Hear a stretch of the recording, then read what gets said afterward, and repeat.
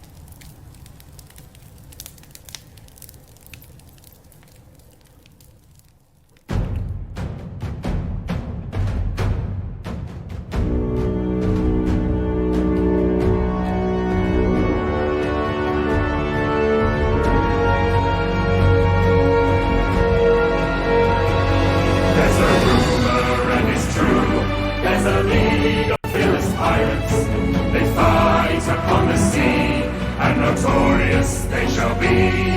They sailed for gleaming gold, and for glory and for fame.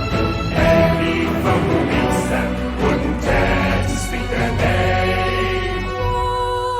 Ho, to battle we sail, for fortune and victory, or death if we fail. Yo-ho, all to see, for riches or ruin in the notorious arena league. They're looking to board. Here comes Trey. They have good cannon angle. Oh! Wow, he boarded off the wow. Oh my goodness, he slayed him out. Good player from QRF on the Oh man. Wow. Oh, what a Rabbit. kill!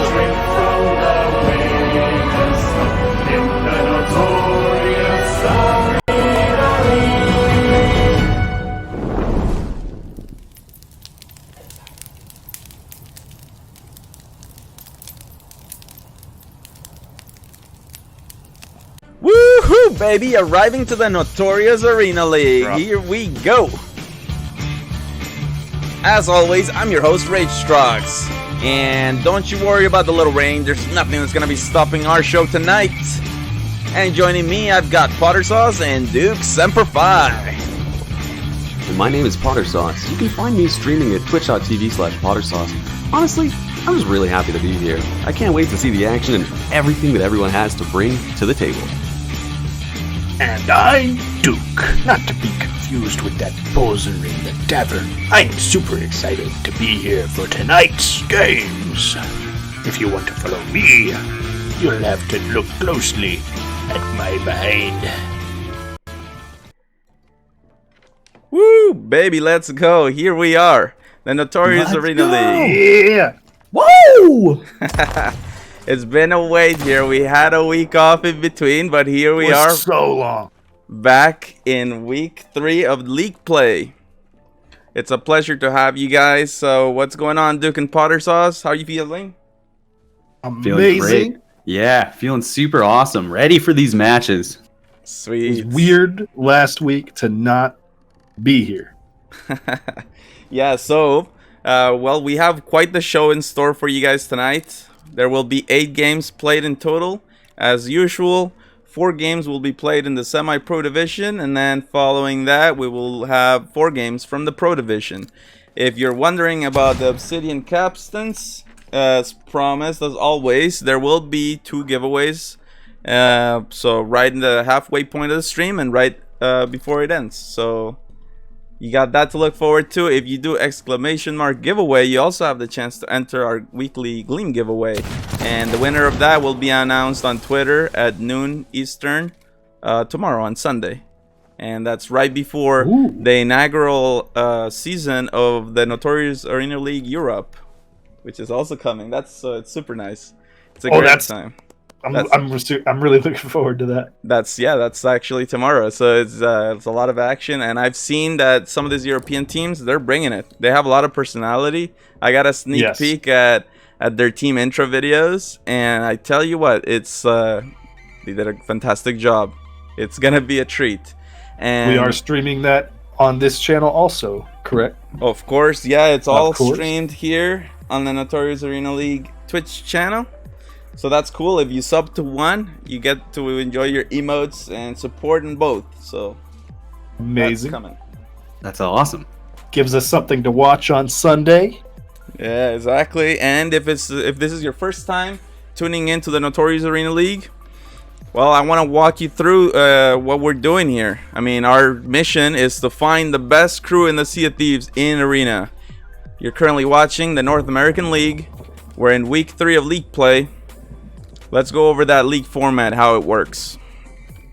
Let's do that.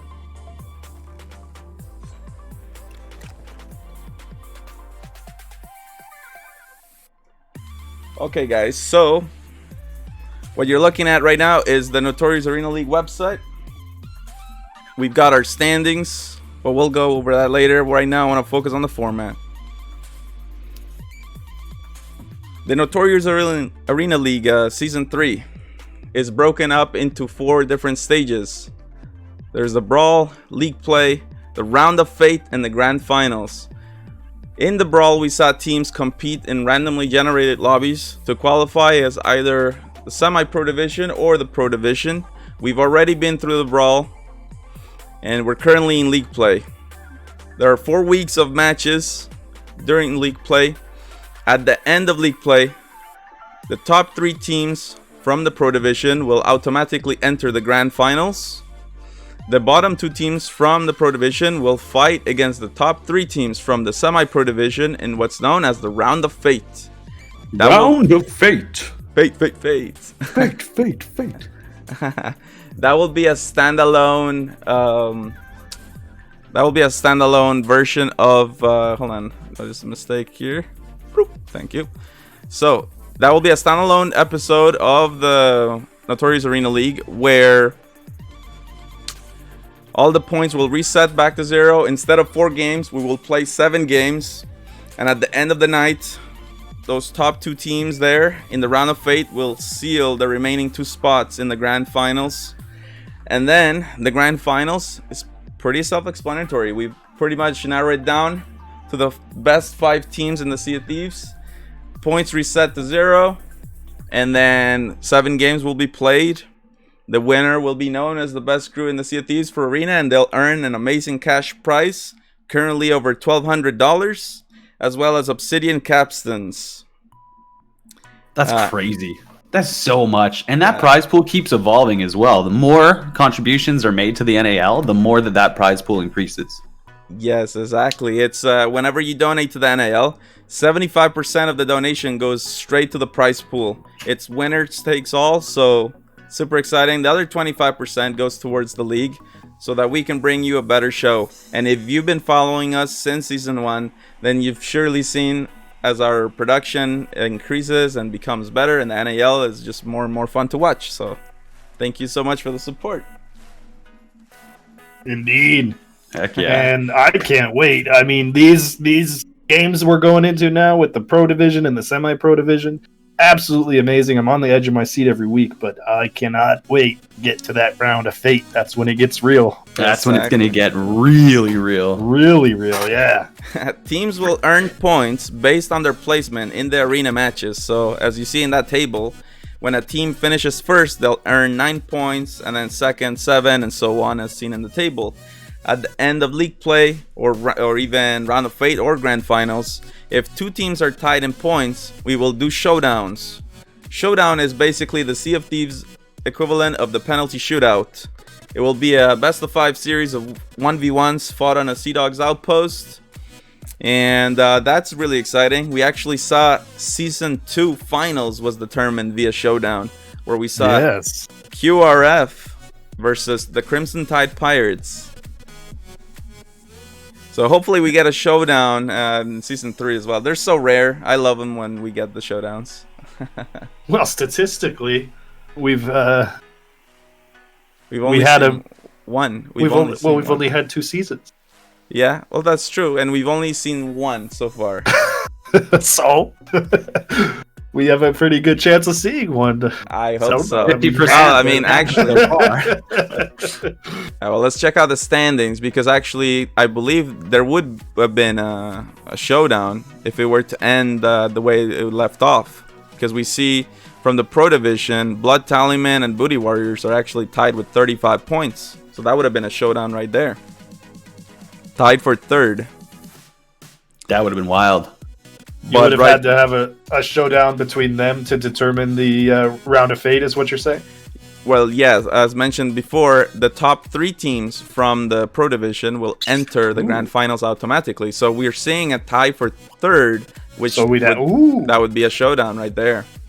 That would have been incredible, to earn your 3rd place spot by a showdown and then win the whole thing. Can you imagine? I can imagine that. That would be actually so intense. Yeah, but right now, we're going to shift our focus to the semi-pro division, because these are the teams that we're going to be watching first. So it's that time that everybody loves, the team intros and their videos. Whoa! So let's get to that one. And starting first with Gravetides. Well, this team is one of the veteran teams, the original Cutthroat team. They've been around in the NAL since the very beginning, since season 1. And I actually used to play on that team. I know many of you have fallen in love with this character known as Sortador Fan. And you're looking forward to what he's up to. So let's not wait any longer. Here we go. Grapetide's video for this week. You got Rob. Right here atop the Sea Dogs Tavern, and I'm just waiting as teams slowly come in one by one. Oh wait, I think that's Brunk, the new member of Grapetides. Oh wait, Brock. You're a new member of Grapetide, so you know Aaron. Sort of fan. Well, what's his favorite loadout? I think he uses a sniper pistol or sniper blunder. No, you're wrong. He uses sword. But have you seen his newest montage where he's using sword and he's chopping them up? Well, what's his favorite food to eat? I think there's only coconuts in Arena, so I think he eats coconuts. Well, have you ever given him pineapples? Because he really likes vitamin C. He really likes vitamin C, and he likes pineapples. Okay, I would love to talk to you. I really would, but I gotta go. So what's his favorite outfit and his favorite color? I'll see you later, man. Wait! I haven't asked what's his favorite shit cosmetics. Oh, Sortador Fan. Your time will come, buddy. Don't worry.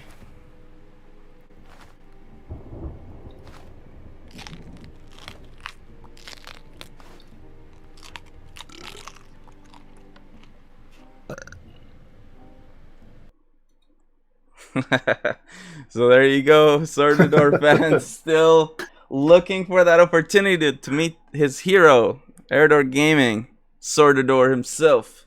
I want to be there when they finally meet. I want to see that. Honestly, I'm waiting. It's like match made in heaven. Yeah, well, so you definitely want to stay tuned as we go through the season, because that's quite the saga there that's developing every time. And well, coming next, we've got Sharkbait. They don't have a team intro video, but that's because they are last minute team that came together as free agents. But my goodness, it was amazing. They actually had to do a full team rebuild, and they've gone from the bottom of the table to second, so they're doing great. And we look forward to seeing perhaps a team video from Sharkbait in the future. And then similarly, Lion's Mane also doesn't have their team video ready. They did go through a team rebranding halfway through the season, so that also affected their video. But they are also veterans in the NAL, and they did make it to the finals in season 2, so we can't sleep on them. Lion's Mane. And both teams, that Sharkbait and Lion's Mane, performing very well for going and through rebuilds and everything, last minute additions, doing very well. That brings us to Big Brain. A lot of their players have been around from the start as well. You've got Uridead on there, and we saw them doing rowboat play and in the scrims. I think they tried to do it in a live game. It didn't work as well. But I'm excited to see any Big Brain plays that they come up with in the coming games. Yeah, for sure, absolutely. And they got one of the coolest team videos for sure as well. Let's see that right now. Let's check it out. 3, 2, 1, go!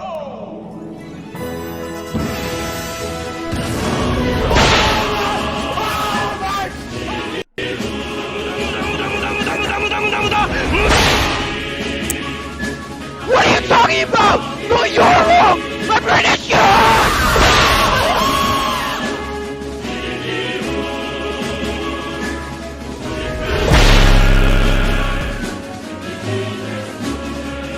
Man, I really just want to smoke some.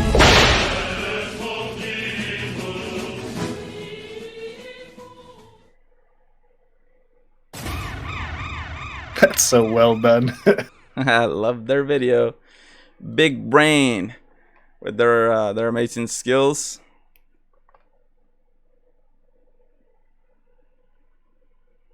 Potter Sauce? You're muted, bud. Bro, I'm muted. Oh, I hate it when that happens. I mute myself for the videos because I laugh too much in between. We've got another team to introduce to you guys, though. Definitely not the least, but Surf, they're the last in the semi-pro division right now. It's the Deadly Sirens.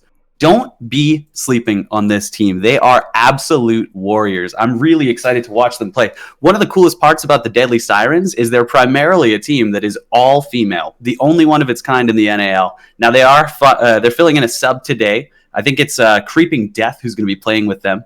But honestly, they're an absolutely phenomenal team. Really excited to watch them play today, and they have a fantastic video. So let's check that out. Let's watch it.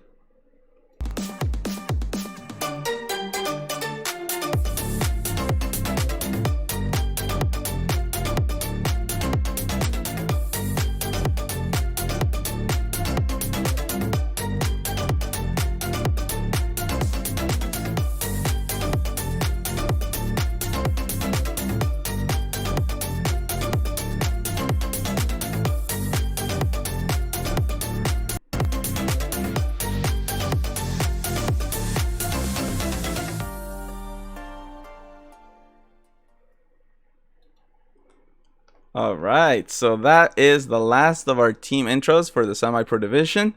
Games are scheduled to start at 6 p.m. Eastern. So as we wait, in case you didn't watch last time, we're going to watch some highlights, and that should lead us right into the games. So let's go ahead and watch it. Shout out to Zeron Vorse for making this for us. Very cool.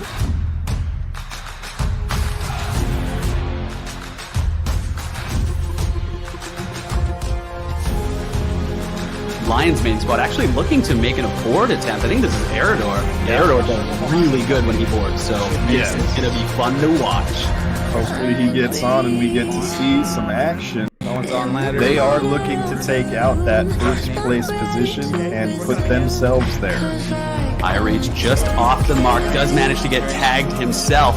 Now on the back deck, playing this boat really, really smart. Positional awareness, making sure the other players are out of his range. Nice blunder bomb to Captain Tiki, getting him off the anchor.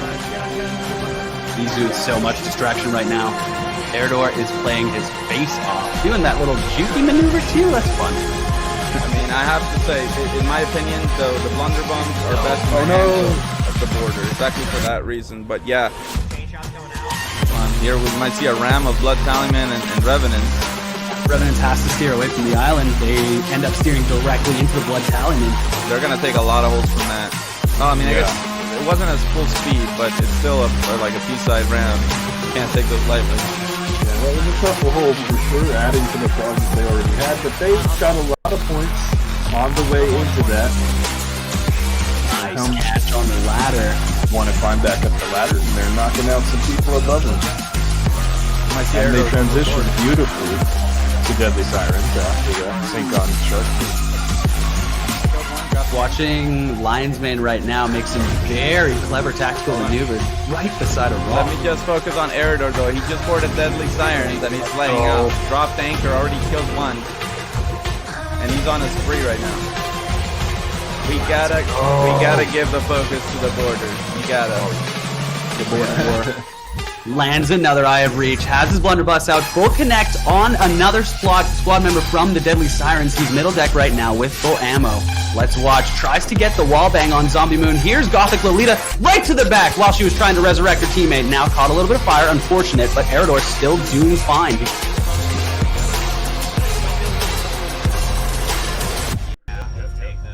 Yeah. Already lining up some shots on Forsaken Sun. Now Forsaken Sun also have their cannons angled. They're kind of sandwiched a little bit though. Lots of pressure from two sides. It's Revenants on one side raining from very long range. They're about to be interrupted by a rock, so they won't be able to keep a continuous fire.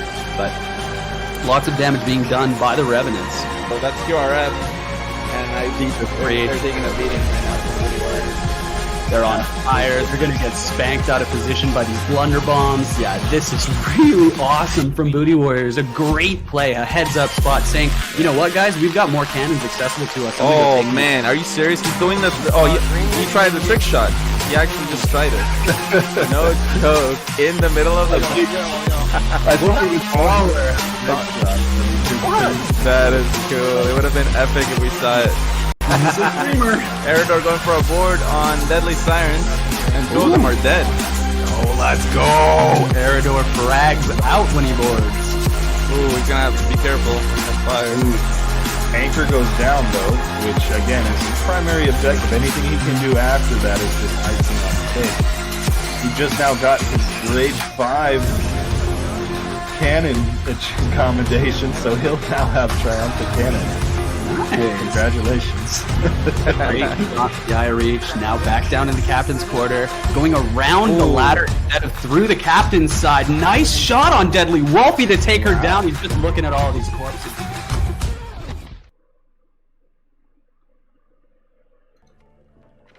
All right, there you have it. That's some of the outstanding moments from last time. That was a great look at some of the plays that you guys can expect to see. Yeah. And matches. They'd say it. Is this an Eridor montage? Well, he stole a lot of the show there, making those plays. Sure. He was going hard. I mean, it's not really a surprise to me that so many of those clips were Eridor. You play like a maniac, you're gonna get featured. That's just how it works. Yeah. Yep. And the quarterback making a rush play. Game should be starting in just a moment, scheduled to start in just 1 minute, so we'll keep an eye on that and get you guys into the action as soon as possible. I'm so ready. While we wait, big shout out to our sponsors, Freya Catherine and her friend Jack Green, who performed the Notorious Arena League theme song that you heard at the start of the stream, as well as Momo Deary. The NAL looks so cool because of you. So thank you, Momo Deary. Check her out on Twitter. She's amazing. And finally, Cutthroat Pirates. The NAL just doesn't happen without the Cutthroat Pirates. Thank you so much for your support. And unofficial Clown Tactics sponsor. Yeah, Clown Tactics. Big shout out. Top donor. We'll be seeing some recognition there. I think we're in the game though. Let's get those colors set up so we don't get overexcited. I believe Great Kites is yellow. I'm seeing Deadly Sirens as red. Okay, give me a moment. Okay. What else do we have? I think Big Brain will be green. It looks like we have Shark Bait on blue. No, make lines made purple. All right, and that will be the team colors. So that means let's get into it. I'm so excited. Like I actually am so excited. I can't. Today's gonna be a great day for some NAL. I've been looking forward to this all week. I'm happy to be here with you guys. I'm happy to watch some games, man. Heck yeah. Sports are canceled, but Arena isn't, that's for sure. So we're happy we can bring you guys the entertainment today. You may not be able to watch NFL, you may not be able to watch NHL, but you can watch NAL. Let's go! Who cares? NAL! NAL! And as Nick was saying there, our top donor, Clown Tactics, he's by himself donated so far 1,100. So that's a huge contribution, and we've never seen a prize pool this large in the NAL. So if you guys are pay attention to detail, actually the coin stack behind the cup has grown even more this stream. I don't know. And we also got trinkets and gems and yellow diamond and emerald, ruby, sapphire, pearls. That you can like get bobbers. That's so cool. Next to you I want to see that spilling down the side, next week. All right, let's go. Exactly. And let's also. Mama Deary says no. She don't want to draw that. Hey, I love that part. I love this stuff. But let's not forget about all the other people that are supporting the NAL. Ryan was also known as Tyler That Yum. Got Magnavash. A lot of supporters out there for NAL. Thank you so much. Even just your follows or your Twitch primes, anything. I mean, we want to see this grow. We love this game just like all of you, and we want. I mean, my thing with NAL has always been I want everyone in the community to see the potential this game has, and I think NAL showcases it so good. Yeah.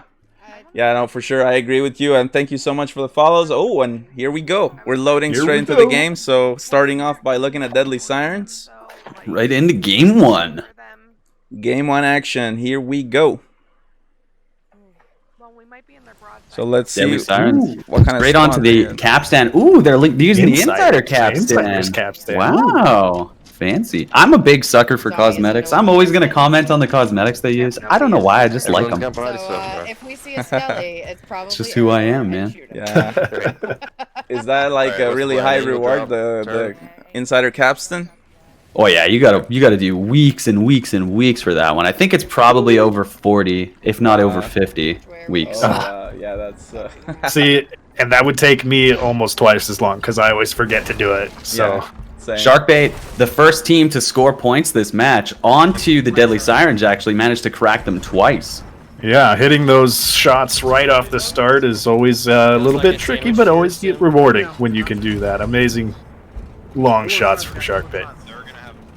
Yeah, they've been excellent so far. They did great in the scrims, and they'll be looking to keep up the momentum here in game 1. Oh, they put their names at the top. Thank you, Sharkbait. Oh yeah, no, we love that for sure. It makes our lives a lot easier knowing who's who. Yeah, it actually helps us call out the players and say what we're seeing. You know, yeah. You wonder why you don't get named by name on this. Put your name at the top. Help us help you. Yeah, we see all the teams right now though cracking each other with cannonballs. The only team that's actually not managed to score so far is Big Brain. They may be doing some kind of tactical maneuver, maybe positioning themselves closer to the chest. Everyone else seems to want to fight right now though, so watching and waiting to see which boats are going to be coming out on top of all of these trades. Yeah, and like I'm heading up to the wheel. Lions mains so far leading the charge. Yep, they that are initial clash because the sail can get really violent really fast, and then it kind of dissipates. So, like you said, Big Brain may be setting themselves up for that dissipation as everyone sprawls out and kind of spreads out. Why is the sail dropping? They're ready, and here they go, getting their first points. Are you serious? I've never seen that before. I want to point out Eridor is currently on board an enemy ship. I think it's the Deadly Sirens. Got taken down in the middle deck, so he was able to make a lot happen down there, but got punished for it, and he'll be sent back to the Ferry of the Damned and onto his boat. Ferry? So far... And now, actually, they're lining up shots on the left side onto Deadly Sirens. That's the team that they managed to board over. I don't know if they got the anchor down or not. It doesn't look like it, but they're getting in a really good position to get some chain shots over to the mast. Trying to take them down. Actually, got the first mast down. They got that front mast down. The sail wasn't lowered, but it's still an inconvenience, and it blocks the right side harpoon. Oh, man. And here goes the middle mast as well. Didn't even need to use a chain shot for that one. Just clever cannon placement. That middle mast has gone down. Deadly Sirens are very, very hurting. They're working on the back now, too. If they get all of these masts down, it's the same as having the anchor. They're just going to be able to score as much as they want. They do need to be careful not to get snuck up on by anybody else. Yeah, no, well, that's huge plays. True. It's what Cannonballs flying over onto the Deadly Sirens, actually managing to connect on players. They're sinking, but not fast enough that they have to worry too much. So, gonna go ahead, Deadly Sirens, MX Moo trying to revive Deadly Wolfie up. We'll see if she manages to get back in the fight and help her team. They are struggling so hard right now. This is where you want a ship, though. You know, if you're going to go for a farm on a ship, you want to disable them enough that you can farm them, but not so much that they sink. Exactly. Clever placement of cannonballs to the top and middle deck, making sure that you don't punch too many holes down below that you sink them and can't farm. That's not what you want. And obviously the Gravetides know exactly what they're doing. They're placing their cannons extremely well, making sure that the Deadly Sirens aren't going down too fast. They're just keeping a constant pressure. I think this is really smart, especially for so early in the game. Already over 4,000 points is the Gravetides. And I'm wondering where the other ships are at. Have they noticed that this is going on? Is anyone going to come in third party? And you either sink Deadly Sirens to stop Gravetide's farm, or you sneak up behind Gravetides and attack them.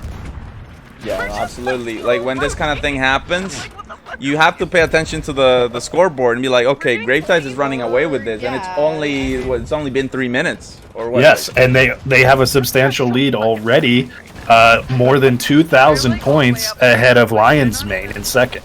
That was cool. I mean, they're just orbiting each other. So when will the third ship show up? I mean, let's catch up on Sharkbait and Lion's Mane. I guess they're fighting each other. Sharkbait currently in second place. They are doing a lot of damage over to Lion's Mane, not actually receiving too much fire because they've got a really good broadside over to the enemy's flank. They've got a good shot on the rear side of the is that Gravetides? Well, no, I think that's Big Brain. That's Big Brain. fire. Yeah, they're lighting Big Brain. Big Brain's the ship on fire, and I think Lion's Mane is the ship that's turning on the axis there with all sails raised. Yeah, yes, they are. They're a little bit stuck on the island. They're struggling a little bit. They're almost mid-deck, but they're managing. Oh, wait, no. Maybe they're not. They're mid-deck. No, they're way up to middle deck now. They're up to their nips. And splashing back on each other as well. That's not ideal. You don't want to have every player bucketing off the same side of the boat. Ooh, they've recovered from mid-deck now, so they may recover. But they're not scoring. They're getting hit. They're stuck on a sandbar. Like, what, this is tough position to be in. A really rough position to be in. They need to position themselves out as quickly as possible. They're going to get hit by 2 ships. You're going to get sandwiched real fast. Okay, Green is turning away, which is Big Brain. Big Brain. Yeah. Meanwhile, Sharkbait still just lighting up every ship that they can see, farming points just like we saw Gravetides doing to the Deadly Sirens earlier. Yes. And amazingly enough, Sharkbait staying close to Gravetide's points. Gravetide's not being contested over there with Deadly Sirens. This 3-ship fight here, Sharkbait coming out very prominently on top of this 3-ship fight over on the other side. We need Sim. Just let me know. Absolutely. We'll see how fast Sharkbait can get back into the fight, though. Kind of sailed away. And now it's Big Brain maybe has a chance to get back into it. They were on fire, and it's good to see them recover, and they're firing back. Right now.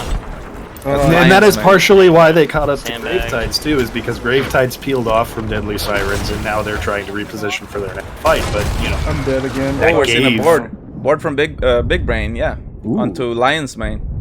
We'll see if they get it. I'm moving us. Just might. I'm on the ladder. Oh, they're watching though. We're no, he's gonna hop. Yeah, they see Yura. They're not gonna let him up. Yeah, no.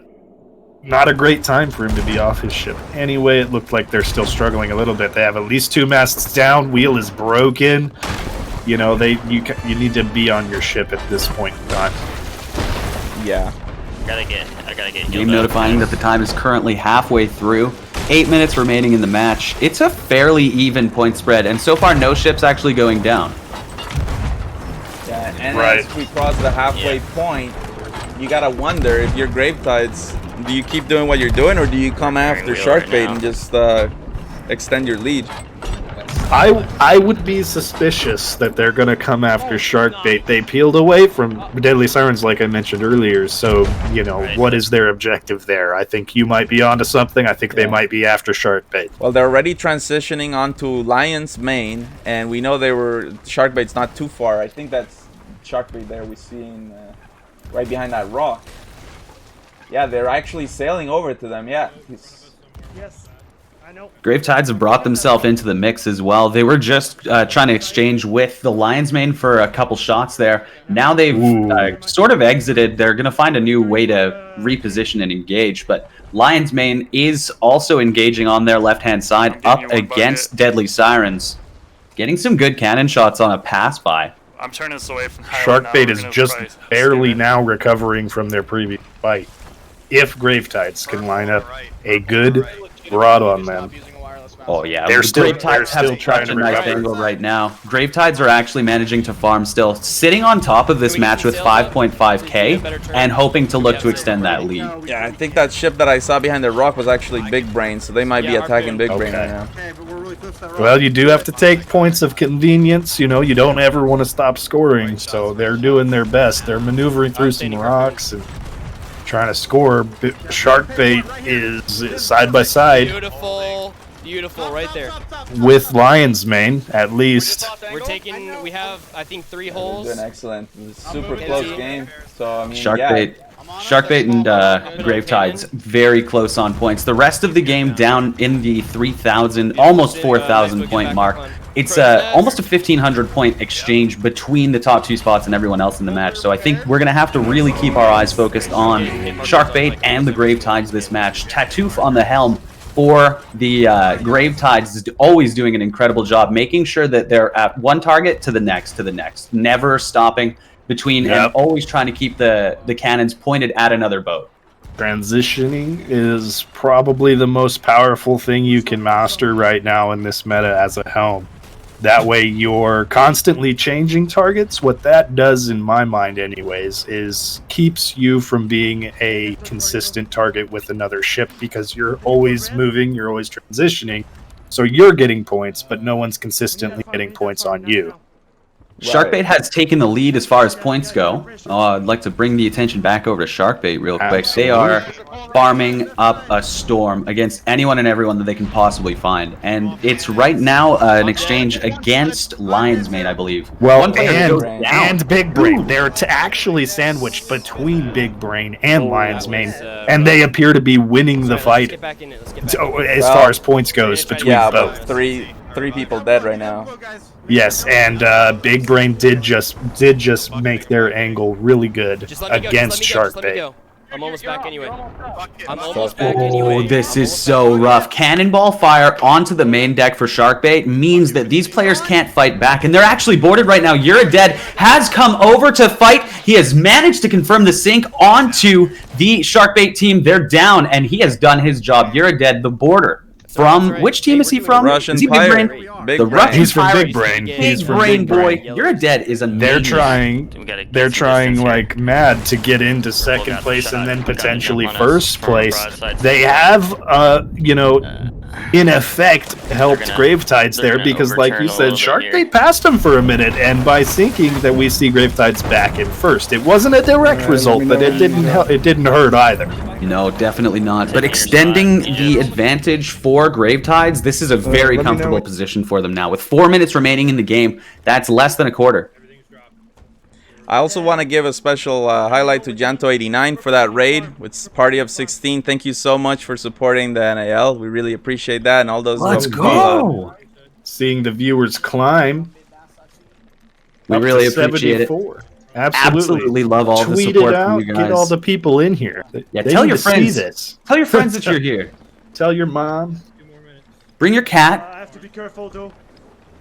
All right, back into the match. Gravetides are looking to find their next target right now. They have their eyes set on the front right over at, I believe that's the Deadly Sirens.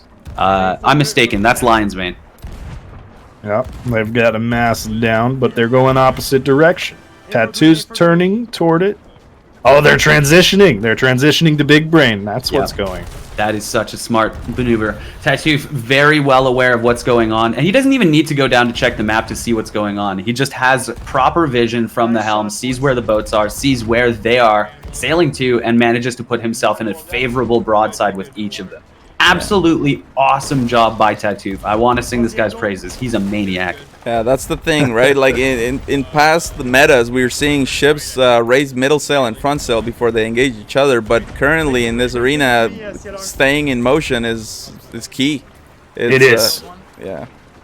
It is. I 100% agree. You're more commonly seeing people only raising one sail rather than two. It doesn't seem to be consistently any particular sail. We see Big Brain with their front up, but they want a little bit more speed. They want to be harder to hit, and they want to close distance faster. So this game so far definitely looking like it's going to be in the hands of the Gravetides. Curious to see how the rest of the match plays out for the other squads. I wonder if we're going to see any boards maybe from Yura once again, or maybe Eridor will actually decide to hop off his boat real quick here. Looks like actually with Gravetides, Eridor seems to want to be on his happy spot on the cannons for the time being. Yeah, you get points on the cannons. I mean, you get if 40 you can, per. if you can, compared to a kill, which is maybe it's 5 when you kill them and then 5 when they respawn. So Sharkbait has boarded an enemy ship, right? Or I believe they have boarded an enemy ship. Looks like he's on top of the Deadly Sirens right now. They had a player on making some interference. I believe he got taken down. Yeah, I can't see there. I see him dead next to that Insider's capstan, but did he get it down? I can't tell. I think so. It looks like it. They might. Yeah, I'm not sure. Oh, no. They're moving. No, I see the waves. Yeah, they're moving. It was definitely not them. Yep. Oh yeah. No, we got this. Sharkbait squad still in second place. 7,790 points they have in the pocket. Oh my Recovering god. nicely from their sink, and they're pretty happy right now. They said we got second. They're pretty happy they didn't get pushed down to third. So good for them for recovering and coming back. Yeah, very strong plays by a lot of teams in that first match. So we see Gravetides picking up the win, and then Sharkbait in second, Lionsmane third, Big Brain in fourth, and last Deadly Sirens. But wow, breaking 10K, not easy to do in the NAL. No one went for the chest in that match either. Not too much of a surprise. It's not so much of a focus in Galleon Arena when you have so many cannons at your disposal. You're able to farm so much points. And yeah, you're removing yourself out of combat to go and get that chest. So it's not really something that the teams are really too keen on doing. Yeah, true. Absolutely. So we'll be back with game 2 in just a moment, but that gives us the opportunity to catch up with the standings and see where this game puts us. For those just joining, that was game number 1 in the semi-pro division. We have 3 games remaining to find out what teams will be placed. But yeah, let's break down the points right now in the semi-pro standings. Yeah, and I don't think we actually saw any shifts in the placements, like in any of the teams. Gravetide's staying strong at the top. Oh, actually, no. Wait. What's Lions? I want to say Big Brain. Past Deadly Sirens there. I'm double checking on that.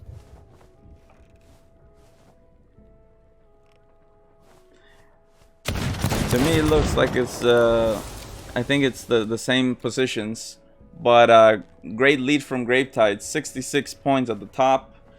Sharkbait with 51. Lionsmane 45, Big Brain 41, Deadly Sirens 31. It's fun to see how this standings shape up as we go throughout the games. So 3 more games remaining in the semi-pro division. Looks like we've got our new colors up. Okay, let's go ahead and do that. Got Big Brain on the yellow squad.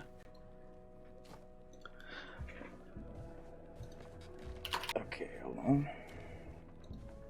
Big Brain will be yellow, okay. Sharkbait is looking purple. Okay. Yep. We've got, let's see here. Lionsmane is team green. Okay. Gravetide's blue.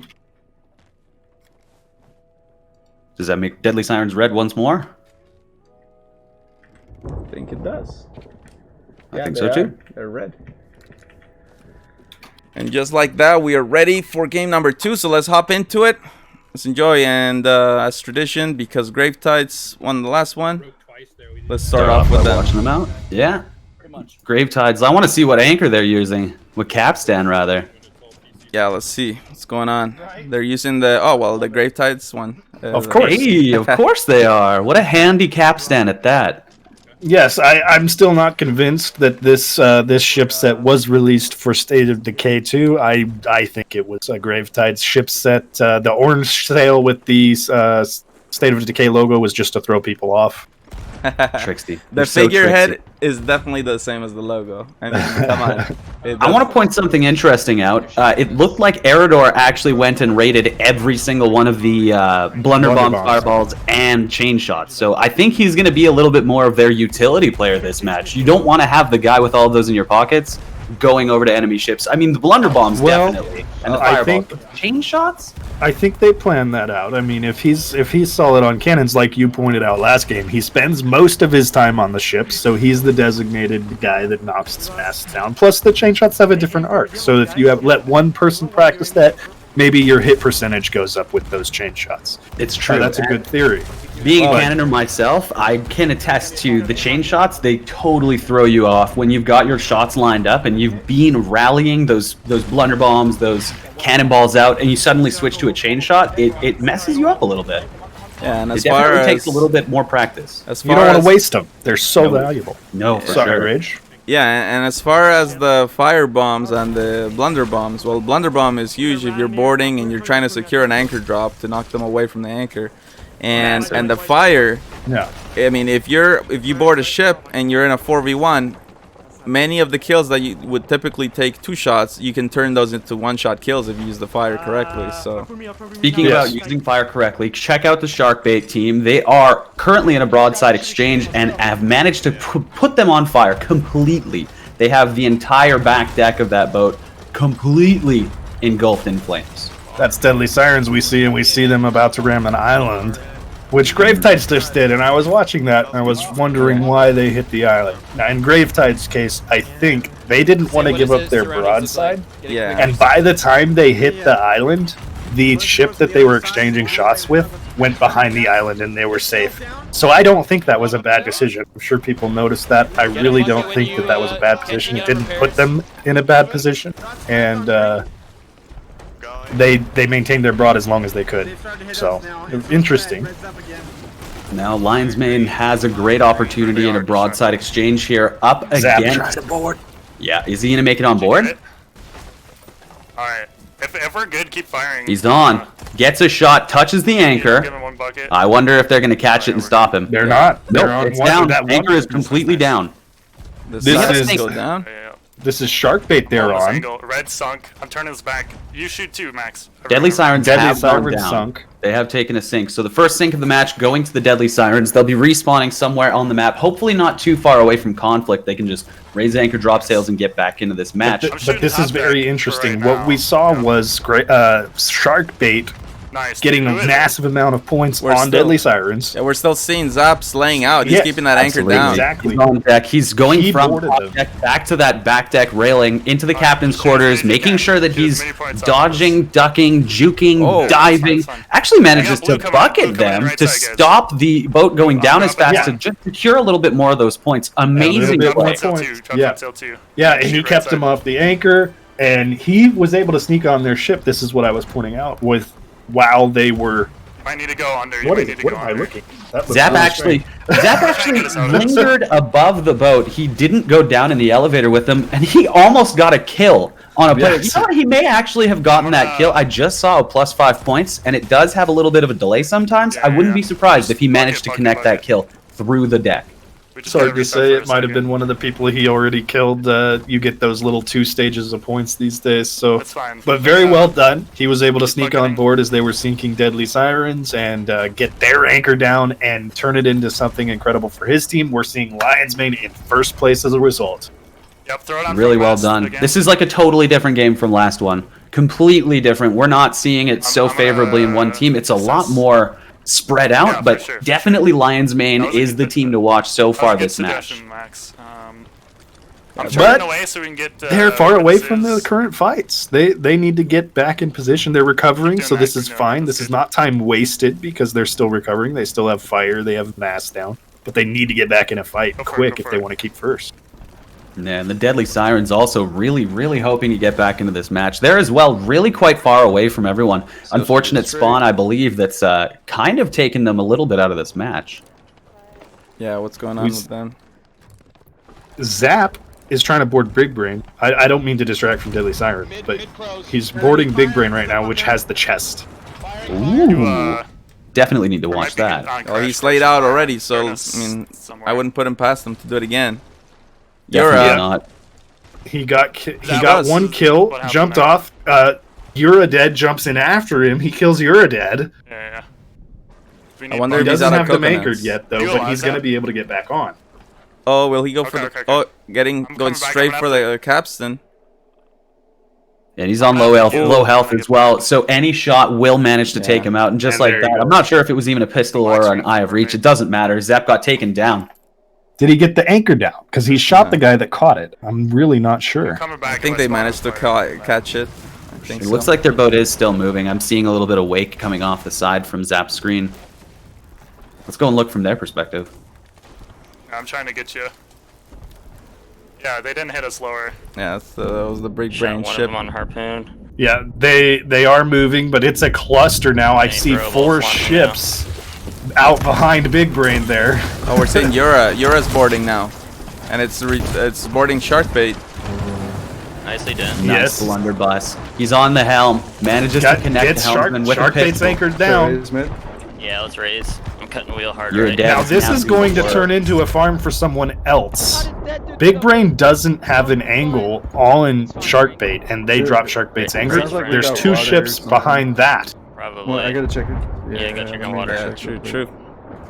Oh yeah, we gotta. Oh shit. Lion's Mane is in Yeah, the we lead, have but to they are see getting where we're at. peppered from behind. we didn't drop Helm the is backmast completely again on when we fire. crashed it. Has to actually I didn't spend realize time that was repairing the wheel. You get too many of those cannonballs cracking your wheel, you can't turn it. Your boat is very, We still very, got a good very lead, we just vulnerable. can't, like, I mean, not So a good you lead, always but have to make so sure that it's your okay. helmsman's okay. And they're boarded. That is a What's up? problem. What's Lion's up? Mane has been boarded by a player from the Deadly Sirens. That's Sirens. their Right, standing. Nice. That's Creeping Couple Death shots left, playing right, in, I mean. I believe. Who is he playing for? Someone how we is doing feeling ill downstairs? today. Oh, yeah, I think it's Gothic Lolita. Not 100% sure. Lion's Mane Yeah. trying to get their anchor back up. They have sails down. They're getting peppered by Sharkbait still. Sharkbait perfectly positioned behind them. If Go they could straight get a to, cannonball. Okay, good. They got their Straight to anchor up, buckets if you can. but they're not out of the woods yet. And knowing that there was a border from the Deadly Sirens means that they're back in the fight and watching the points climb. In fact, they are looking to come out of last place. They have a I'm trying great to shot turn on the Sharkbait team. They've got a really nice Just broadside, and they're trying to take as much my advantage gosh. of it as possible. I'm full turn right. Meanwhile- they're stuck on Can the we hit island blue? though. Can we hit blue on That's this? I got infinite bucket. Yeah, and as Sharkbait gives up the angle on them, Big Brain picks it up, so they're still getting pounded. Off buckets now. So many shots from so many boats. Drop There's sail. just warfare happening right now on the seas. I do need to make a slight correction on Creeping Death is an official member. He was that. I'm getting word that's official, so he's not a stand. Okay. Blue's got shots on us, so we're gonna be. Well, that's awesome. Blue. Yeah, good, Nice. Welcome to the NAL, buddy. Yeah. Lots of This mass. is your proving ground. Let your light be shining today. Don't worry about the mass. Don't We worry got about some the mass. awesome Don't worry shots about the on mass. the side from the Deadly Sirens. They're managing to connect on the back of the Sharkbait squad. Sharkbait just sailing away to try and find a new angle on a different ship, not content with where they were. We do also have Big Brain has the chest on their boat, so we can't let that be forgotten, but not Yes. really looking like an also opportunity over here. where they can cash it anytime soon. The turn It's in not post going to is get very them the tough. victory, but it could help. Sharkbait did Yeah, sneak yeah, the I'm lead while Lion's Mane was stuck Eridor's on on. the island. Eridor's on Sharkbait. Ooh, that's dangerous. Wow, let's check it out from Eridor's perspective. Manages to tag player with a blunderbomb in the face, take him down. That was the Aggie 2019. Now trying to fight up. Kenty7 got taken out by a blunderbuss into the water. He's going to have to make his way back on board. So far, that means it's Eridor versus 2 on board. Man, and this, And he needs to make this happen for his teams. They're sitting in 4th. You know that's not where they want to be right now. he's laying out though. I mean, we see him with the double gun setup. Sortador fan's gonna be a little disappointed to see his hero rocking the double gun, but it's working. Gets taken down by a sword from Kenty7, who immediately pulls his bucket back out and goes downstairs to try and fix. Meanwhile, the rest of the squad trying to get the anchor up. Yeah, they're not really in a position to capitalize, so I think it's going to be actually a different team that benefits off of that. I think it's Big Brain. Sharkbait has logged in 2 votes to Scuttle, so they're aware of the damage that they've taken this match. They may actually decide to go down for a reposition and some new resources here. They're not doing bad as far as damage goes, though. Very on top of the repairs. Their bottom deck is doing okay. Well, like Rage said, the Gravetide's ship was not in a great position to capitalize on Eridor's play. So they are recovering from this. I know. I would be surprised to see them scuttle right now. Working on sails. But they have all sails down. I didn't know that. That's the big issue. They only have their middle mast. Raising middle. Yeah, they're kind of sitting in the water right now, Completely, sitting ducks right now. which is very dangerous because the rest They don't have they don't even have their middle mast. But Great Tides is not coming in and getting those points. We see them as the blue ship off in the distance. No, sir, they're sitting down in 4th place right now, which is a huge change from last match where they had a dominant lead. This match has been a lot more back and forth, a lot more fighting, a lot more boarding than last time as well. Yeah, it's fun to see this meta. Obviously, the beginning of the season was scuttle meta. Thank goodness that during the placement games that got patched. I'm so happy. But it's still been a full naval meta for the most part, and it's fun to see teams figure out those times to send borders because it does spice it up. Yeah, we just see a fight here between Lion's Mane and Gravetides, and Gravetides gets their anchor down. We'll see if they manage to get out of this one, but it's looking tough because Lion's Mane has a great angle on them right now. Ooh, taking it to down. Oh, yeah, and there's pressure onto the anchor once more. Every time they almost have it up, a cannonball comes and knocks those players off. They look like they'll be able to lock it up right now. Yes, that anchor has been fully raised, locked in position. And it's still anybody's game. Look how close the points are between the teams. Just 3 minutes remaining. Super close. The time is running out, though, and Lion's Mane is widening their gap. They're not in, like, they're still trying to put out fire and fix masts, but they're still scoring. Yeah, this is wild. This is seriously anyone's game. 3 minutes remaining, and the point spread is so close. These teams, if anyone gets a super advantageous opportunity to just shut one ship down, I won't be surprised if the whole rest of the lobby just comes as well. I gotta get us just away for a second. And then, like, Purple's is gonna be sailing in. How are we doing for buckets or anything? Now still just watching Lion's Mane trying to maintain their lead and not let their boat go down. They do have a lot of fire above the deck, so water does not have to be thrown overboard. You can just toss it right on that fire. It'll evaporate. It'll get rid of that water. Interestingly enough, hitting the back of the captain's quarters with fire is probably the best thing you can do, because by the time that fire spreads to a point where you realize you need to put it out, it's hard to put out. Not only that, but it takes longer to carry your bucket of water back there and toss water. And they're struggling right now. They're struggling. Oh, they've gone down. Lion's Mane has taken the sink, and that puts them out of first place for the time being. They were trying to put that fire out for so long because you have to carry it instead of just tossing it out the stairs there. And I'm not saying that's why they sunk, but they never did get. I mean, they were on fire for a long time. The chest has been cashed in, and that has actually given the yellow team the lead. Big Brains look at that currently. There's a border trying to do a lot of interference on Big Brains' team, but he manages to get taken down. They're not gonna go down so easily. That's not happening. That sink knocked them all the way down to 4th place. Yeah, and now. Yeah, so the thing with that fire is, like, you know, it starts in the captain's quarters and you think it's not really gonna be a big deal, but then all of a sudden when you're at the helm it spreads to you and then you can't even get on the wheel. And it spreads to 2 decks. It spreads to 2 decks from captain. Right. And so it gets really, really hard to put out. Which we saw. There was someone trying to put that fire out, dedicated to put that fire out, and he never got it put out. And again, I'm not saying that's what sunk them. It isn't, but it does take longer to get those buckets out of the bottom. And it ended up they left a hole intentionally because of the fire. And when they started taking real holes, it was too much water to deal with. And look at this though, Big Brain with the climax music in full effect, last minute of the game. They're in top. We'll see if they can get the first win of the season. This would be huge for them. And they did. They secured it. Get Big Brain, I want to point out something that they did at the end there. They actually stayed on the outpost and used the outpost cannons to just have a little bit more of a reliable shot over at the blue squad to make sure that they could continue that lead and stretch it even farther. I think that was a really, really smart play, using those stationary cannons like that. I agree. It's so good when you have a good angle from outpost to go there and use those cannons. They feel more consistent, but they're just stable. That's all it is. You don't have waves to deal with. Yeah, you don't have to compensate for the waves. You don't have to compensate for the motion of the ocean. They're sitting ducks, ready to go, fully primed, and just blast them. That's what they did, and it was awesome. That actually really helped them in the end. Yeah, no, absolutely. Big congratulations to Big Brain. We knew they were gonna make some big brain plays, and sure enough, they do with getting that first place. Good to see. Could do worlds for their morale. They still have a chance at Round of Fate. So this is time to fight. It is time to fight for Round of Fate. Yeah, let's check out those standings now and see how it shapes up. Oh, they're actually tied for third with Lion's Mane with 50 points. And it's just a tiny little 4-point gap to second. Yeah. Oh, wow.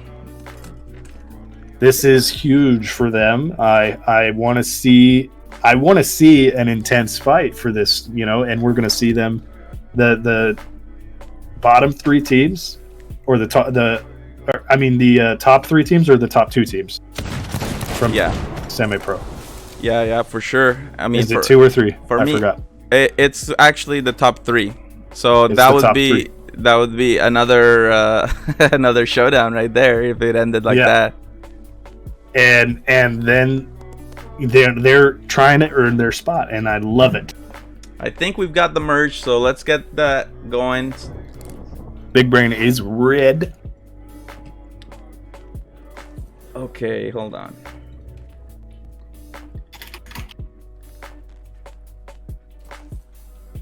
Yeah, Big Brain is red. I think Deadly Sirens is yellow. Yes. Gravetides are green.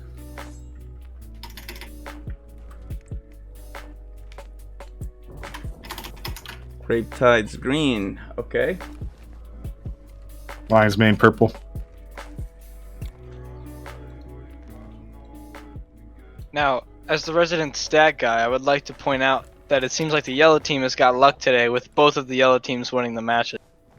Ooh. Oh, that's some good stats to have. That means the Deadly Sirens is going to win this next match. We saw them win once before. Let's do it. Maybe it's the lucky yellow boat today. That's a good voice to hear right there. Our stats guy, Sith GK. Welcome, buddy. What's up? All right, let's check out game 3. Well, we need to be watching Big Brain since they won, right? Yeah, you're right. Let's do that. I think it was worth going for because Big Brain in red this match. It's a good color for them. Really makes their big brain stand out. Of course, that's okay. They're gonna be like, damn, they all fucking jumped off and out, off board. They're taking hits right off the bat. Was that a hit? I didn't see the score. No. They didn't get points for it, but they got hit. Interesting. And they land the first hit of the game just barely onto Gravetides. They're trading shots. Super long range. I mean, I think these teams have figured out how to hit each other from the start of the game. I mean, it takes them like almost no time to start getting those points. Yeah, all these teams are very, very comfortable with those early shots, the long distance cannonballs. Reloading. Checking top deck. Shark bait. Catch the wind, guys. Getting the most. What's going on over there? Find a target soon. Yeah, shark bait. It looks like they're getting some shots onto Gravetides. Yeah, Gravetide's hitting them back. They're just trading. Gravetide's turning away. The start of these games can be so awkward because you never know what everyone else is going to do. It's a chess match, really. I mean, yeah, you're just going for a position, and if the other helm avoids that, you turn this way, they turn that way, then you don't have angle for anything. So far, so good though for Gravetides, and even though they didn't win last game, they did get second, so they're looking good. You can harpoon me left side, right side. Check out Deadly Sirens. Well, they're supposed to win this match here, so they need to get chosen ones. They are the chosen ones. They have been chosen by the Statsman. They got hit hard by somebody, but they are going to recover from that, and they are in position to get some cannons right now onto Lion's Mane. Yeah, approaching their broadside. They're driving, or they're not driving. You don't drive a boat, do you? You sail a boat. They're sailing directly into the broadside, actually turning out at the last second to hopefully get. They may get a harpoon. Yeah, they did. Oh, they did. This is the dream. That was the dream. The You dream locked that play. harpoon in, and no, actually they let go, I believe.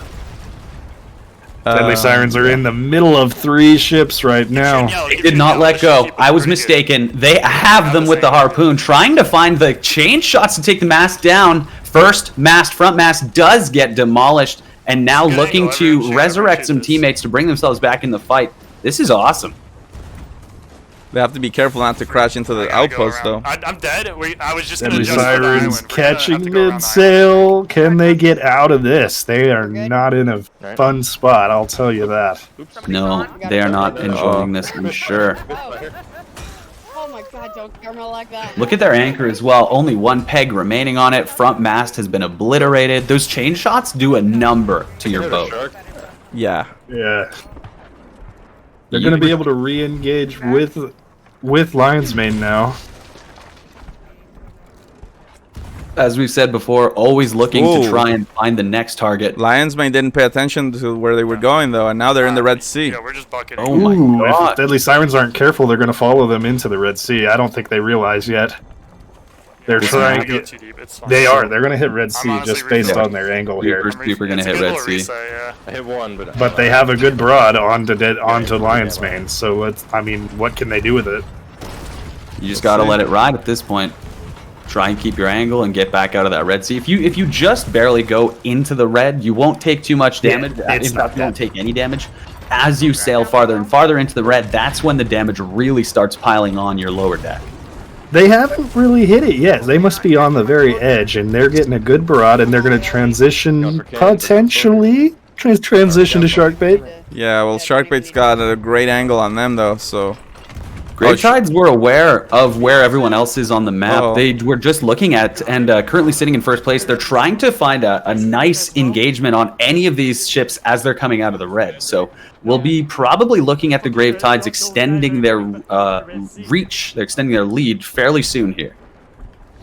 But for the meantime, there's still a broadside exchange happening between that's Sharkbait and Deadly Sirens. Yeah, and Gravetide's coming into third party right now, taking shots at Sharkbait.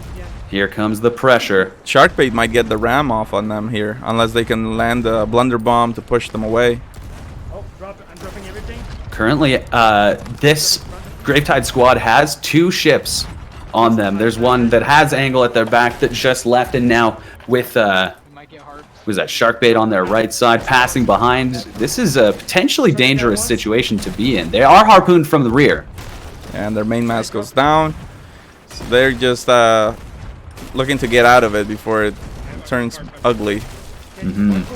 Yeah, they're not in a great position in that island, keeping him from doing exactly what he wants to do, but he's going to do his best. As you said, Tattoo, a very good helm. They're going to have to deal with it for now. Take some shots to the rear, which if you're going to get shot, the rear is where you want it to go down. You can only get a couple holes, and they're very easy to deal with right there by the stairs.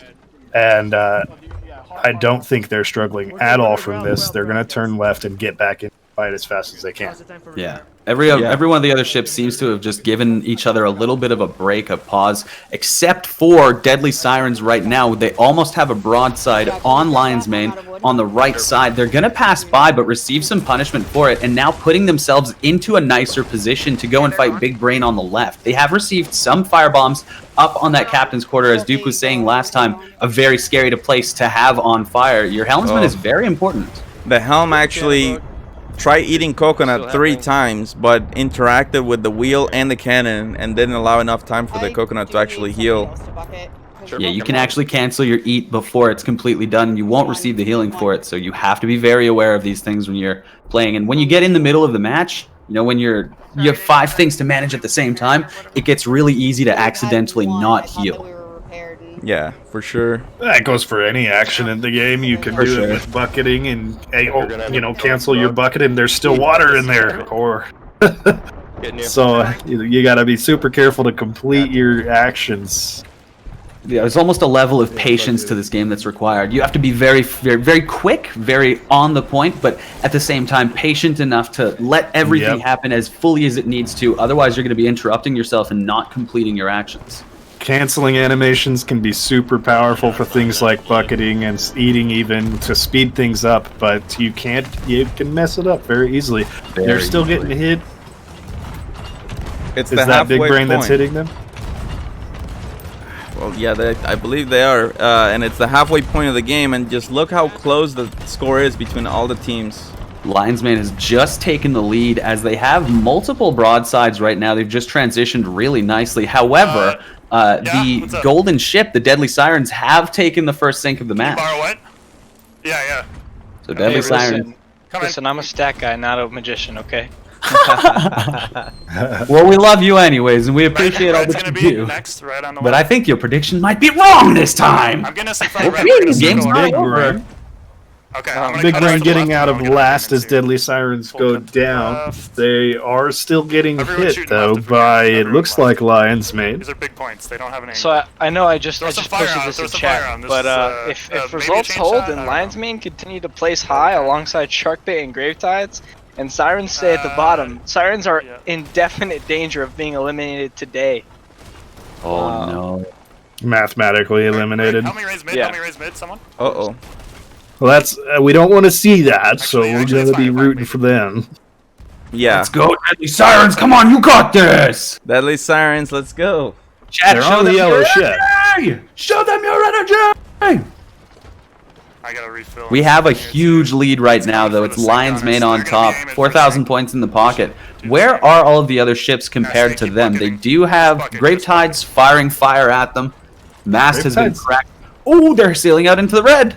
Gravetides, he's aware of where the border of the red is, and he is on the outside of the cluster of the other ships. So I believe he just wants to set his team up for an excellent broadside coming in here, hopefully soon. They're running out of time to get in front of Lions, but they don't. I don't know. It's interesting. 6 minutes to go. We'll see what they do, if they go after Lionsmane or if they just transition to other boats. If you are at the map anywhere, I'm gonna jump around these streams for a second. If you are Lionsmane, you'd rather take fights with the other ships instead of Gravetides, just because why give points to the second team? You don't want to, unless you're confident you can sink them. I mean, if you can sink them, then you've secured your first place. But otherwise, I would agree. You just go get points and avoid giving Gravetides the opportunity to sink you or to get points on you. Yeah, if you keep your ship away from the Gravetides, they don't have an opportunity to get you at all, which means they can't stretch their lead far. You know they're going to land the cannonballs, and you have to be aware of borders at all times from a team like the Gravetides. Well, and that's the thing, right? One of the sayings that holds true is if you're chasing, you're already losing. So if you're the ship in second place and you're chasing the first place team, you're not scoring there while you're just chasing another boat. So. And that's the thing with this this full naval meta. You can let's say Gravetides wanted to go after Lionsmane here. They could want that all they want, but if Lionsmane doesn't give them the chance, they need to go after something more opportunistic. They are shooting Lionsmane right now, however, despite all literally of that. is. Eridor just got a really unfortunate cannon. Sometimes the cannon does not send you the full way. Even Not though enough gunpowder in there, I'm telling you. That was a false charge is what that was. Some wet gunpowder or something. He could be stranded for a while. Yeah, if you're too close to your boat, it will not spawn a mermaid. Fortunately, there is a merm. He's still trying for the board, though. Eridor They're turning. Realizes he's not going to make it. Yeah, he needs to grab that mermaid before it goes away. That mermaid's name is actually Troll Rachel. Rachel mermaid right there.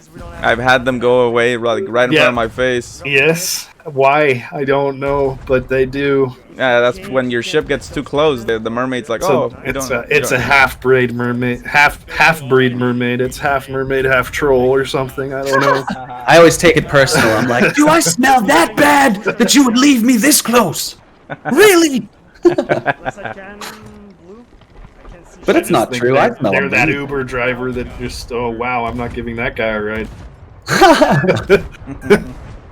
We got no room for discrimination here on the seas, all right, mermaids? Well, maybe you should tip them more often, and they would give you more rides. Oh, let's check out Lions, man. Though they're still holding we it have up. we had someone coming up on us. They've got players on cannon, left side, Zap we can see and left side. the mystery man in the top right. Getting some nice shots. Connecting. That's Big Brain, I believe, that they're connecting on. That's actually Cloud. Creeper's back is on the top right that we're seeing. Used to be a Halo 2 Pro. I don't know if anyone followed. I didn't know that. Yeah, That's incredible. If anyone followed the Halo 2 Pro scene back in the day, the pro player Cloud. Yeah. That's the guy on Lions, man. Does that mean he played with Ninja? They just harpoon. That's perfect for us. Good points, everyone. Well, maybe if we can ask them if they get the interview. Yeah, let's ask him, dude. Did Ninja play Halo 2? I have no idea. I don't know. He played some Halo. I think he did. He started playing Halo 2, I believe. This is fine. More important than I just remember the Needler from that game. But oh my gosh, look at the point spread, you guys. Look at Lions' main points right now. They've just shot up 2 A points out of nowhere. They're transitioning from some ships that are very easy to farm and can't farm back, and it's very interesting though. The second, third, and fourth place ships, and even the fifth place ship, they're very close together. So I mean that's still a fight right there. But I think Lions Main are safe in first for Big this Brain is currently crippled, and it's Gravetides and Lions Mane that are just absolutely dominating them on the pass by. Big Brain not feeling this right now. They are definitely feeling it under pressure.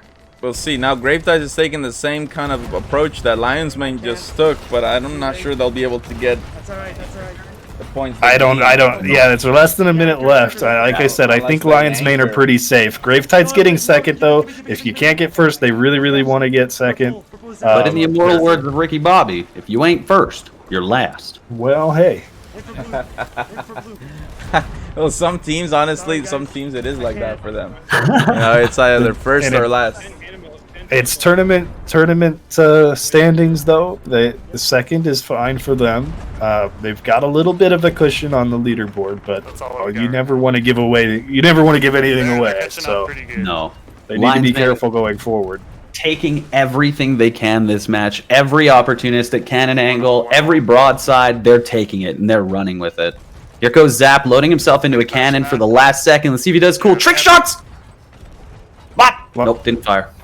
Lions Mane doing really well today. They're doing fine overall, but I don't recall watching them a lot.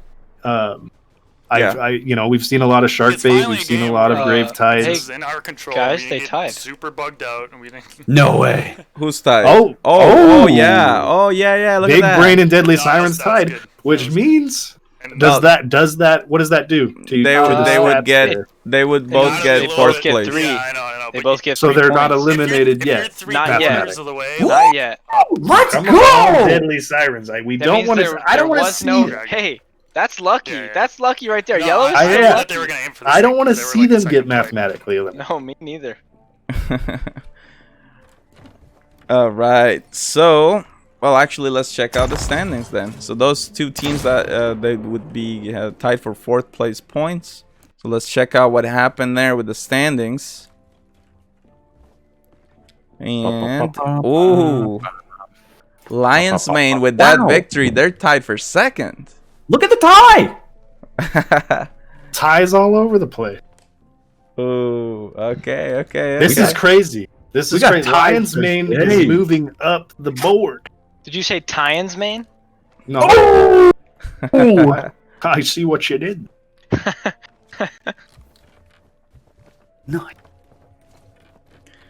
Yeah, no. So Gravetide's steady at the 1st place. They keep getting 2nd, and they got 2nd 2 matches. 1st place 1 of the matches, so they're doing good. Big Brain 1-1, Lions Mane 1-1. They can't relax though. True. Gravetides can't relax. They need to, they don't want to give anything away if they want to stay at first. They have to. Which I mean, they've got some cushion, but you don't want to relax. You don't want to relax. No. You always want to be sharp as the knife, as the blade's edge, as they say. Stay sharp. Stay on top of your game. Don't make any mistakes. You don't get sloppy. You play hard. That's how you do it. I mean, and I would be taking some special note of Lions Mane right now. They're looking extremely strong today. Like I said, I'm sensing a tension in the air. I'm sensing them really tightening their belt, pulling their bootstraps, whatever you want to say. They're coming out. They want in that round of fate. They want a chance to come back and take it. And we're ready to take everything that they have to give. Let's go. We got colors. Let's do this colors. Yep. So I saw Deadly Sirens is yellow. Yep. Got him. Gravetides is purple. Mm-hmm. Got it. Lion's Mane is red. Yep. And Sharkbait blue, I think. So we're ready to go. Let's check out Lion's Mane and enjoy game number 4. Here we go. In early, but I mean, it might be just chasing if they do the same thing they did. But excellent play from them. Honestly, it worked though. Like we'll see if they keep it up. So far, it's not clear who we're gonna interview for the winners interview of the semi-pro division. Second deck. There's no way you're recovering from that. No, it hasn't been a definitive showing from anybody. Everybody looking very good and having good moments. Like I said, my attentions are drawn to Lion's Mane right now, especially after that last match. But Gravetide's looking very strong. Sharkbait looking very strong. You just have no idea how this game is going to go. I don't. I have no idea. It's anyone's game. It's a brand new lobby, brand new map. Oh, we've already got ships in action, cannonballs being loaded, and we've got a board attempt already from Yura. That's really ambitious. And he says he doesn't know why he did that just now. So yeah, well, we don't know either. But we don't know either. He got the mermaid right. If he got it though. Just imagine. He's gonna try again. He just shot it. He just angled his cannon way up in the air. He's just getting it prepped. He's thirsty. I love it though. That's what you want to see. I want to see the struggle. Well, we've got some points being landed already. Gravetides and Sharkbait, the teams with the most points so far. It's actually Gravetides on top currently, and we'll see how they can extend that.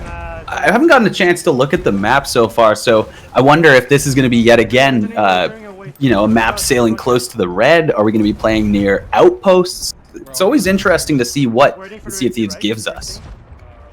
Sirens with the yellow boat yet again. Let's hope it's lucky for them. Ooh, lucky yellow. And I believe that's the Gravetides that they're fighting right now. So we'll see. No, they can't. Just got a chance to look at the map. They're not going to be sailing close to the red. It's a very centralized map so far. Gravetides is the ones exchanging shots with Deadly Sirens right now, losing their angle slowly. You say exchanging, but there doesn't seem to be much exchange so far. It looks like Gravetide's just pummeling the Deadly Sirens. They were taking. But here comes Deadly Sirens' chance as they slip in behind Gravetides. It's their turn. It's sounds good. Yeah, tit for tat. You got shots for red, I guess. Not as favorable as an exchange as they would have liked. Deadly Sirens only managing to get a couple cannonballs before they have to turn out. Yeah, they did have at least one down on repairs during that, so they didn't have a full team on cannon. But they're going to be able to transition now to Lion's Mane. Big Brain has gone to Sunken Grove to grab the chest. Yura dead with the chest in hand. First we saw him make a really ambitious D-board. Now we've seen him D-board and actually come out with something for it. Yeah, let's see. Showing that loot sprinting ability. On 100 ping. Deadly Sirens, going back to them real quick, they're in a huge, just a crazy broadside with Lion. Oh yeah, look at that. They were almost touching distance with Lion's Mane there. They could have reached out and spanked them all.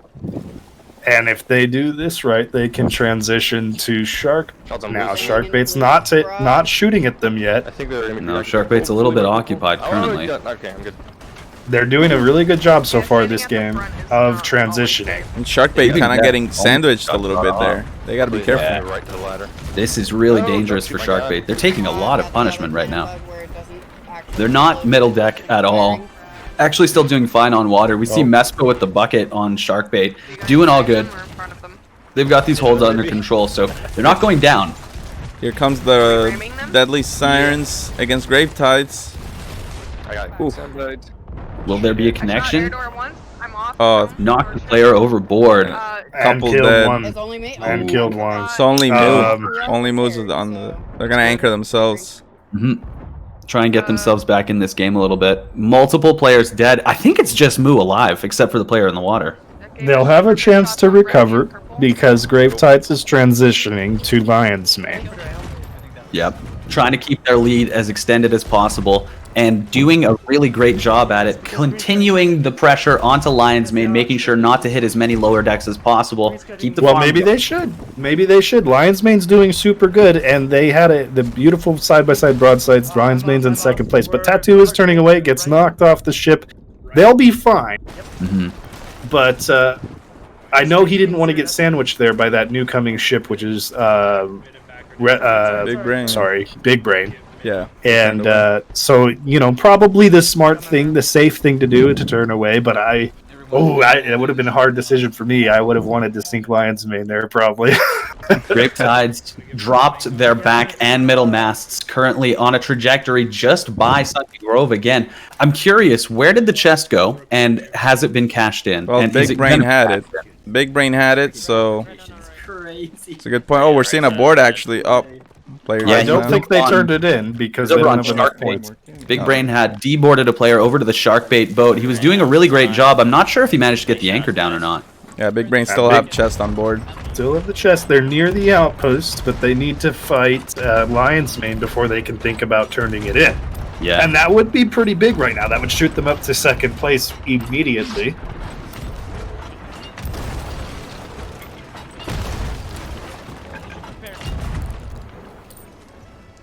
Just watching cannons be exchanged from every boat, every direction. Everyone trying to get in this match and do as much damage as possible. Right now, Gravetides are sailing into the broadside of the Sharkbait squad. Hopefully they don't receive too much punishment for it. Actually trying to re-angle themselves to get in the fight and lob some shots over of their own. So we'll see them try and farm up a little bit on the backside of the Sharkbait boat. Here we go, connecting those cannons, extending their lead. This is a really great job from the Gravetides. It is, and Sharkbait is distracted by Big Brain right now, so this could be really bad for Sharkbait. Tattoo going below. He has a moment to breathe for a second, gets himself off the helm, makes sure his pockets are full back up. It's really awesome. Great job. They're not going to commit. Tattoo, super aware as always, transitioning, it looks like, to Lion's Mane, who find themselves in last place after their victory last round. I gotta say, Deadly Sirens, the yellow boat, they're not in last, and they're doing really good actually right now. Right side exchange up against Sharkbait, took their middle mast down. They're gonna try and keep this turn and farm for as long as possible here. Sharkbait is surviving two previous fights that they were having, and now they're dealing with Deadly Sirens. Yeah, and I want to give some focus here to a player. Oh, I thought they were going to take some shots from the outpost, but actually Sharkbait turned away.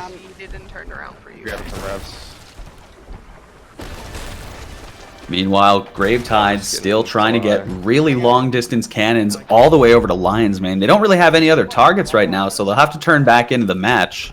It's Deadly Sirens in the middle of multiple ships trying to get themselves in a position to do damage and not take too much of it.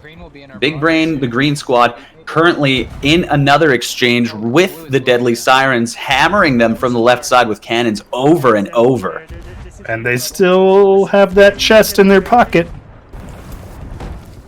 And Lion's Mane is not doing too hot. They have Zap on board, just making sure he still knows how to use his guns, pulling them out over and over. It's good to get that muscle memory back, but they need to get themselves back in this fight. They're sitting so far down on the totem pole with no opportunity to get any shots out right now.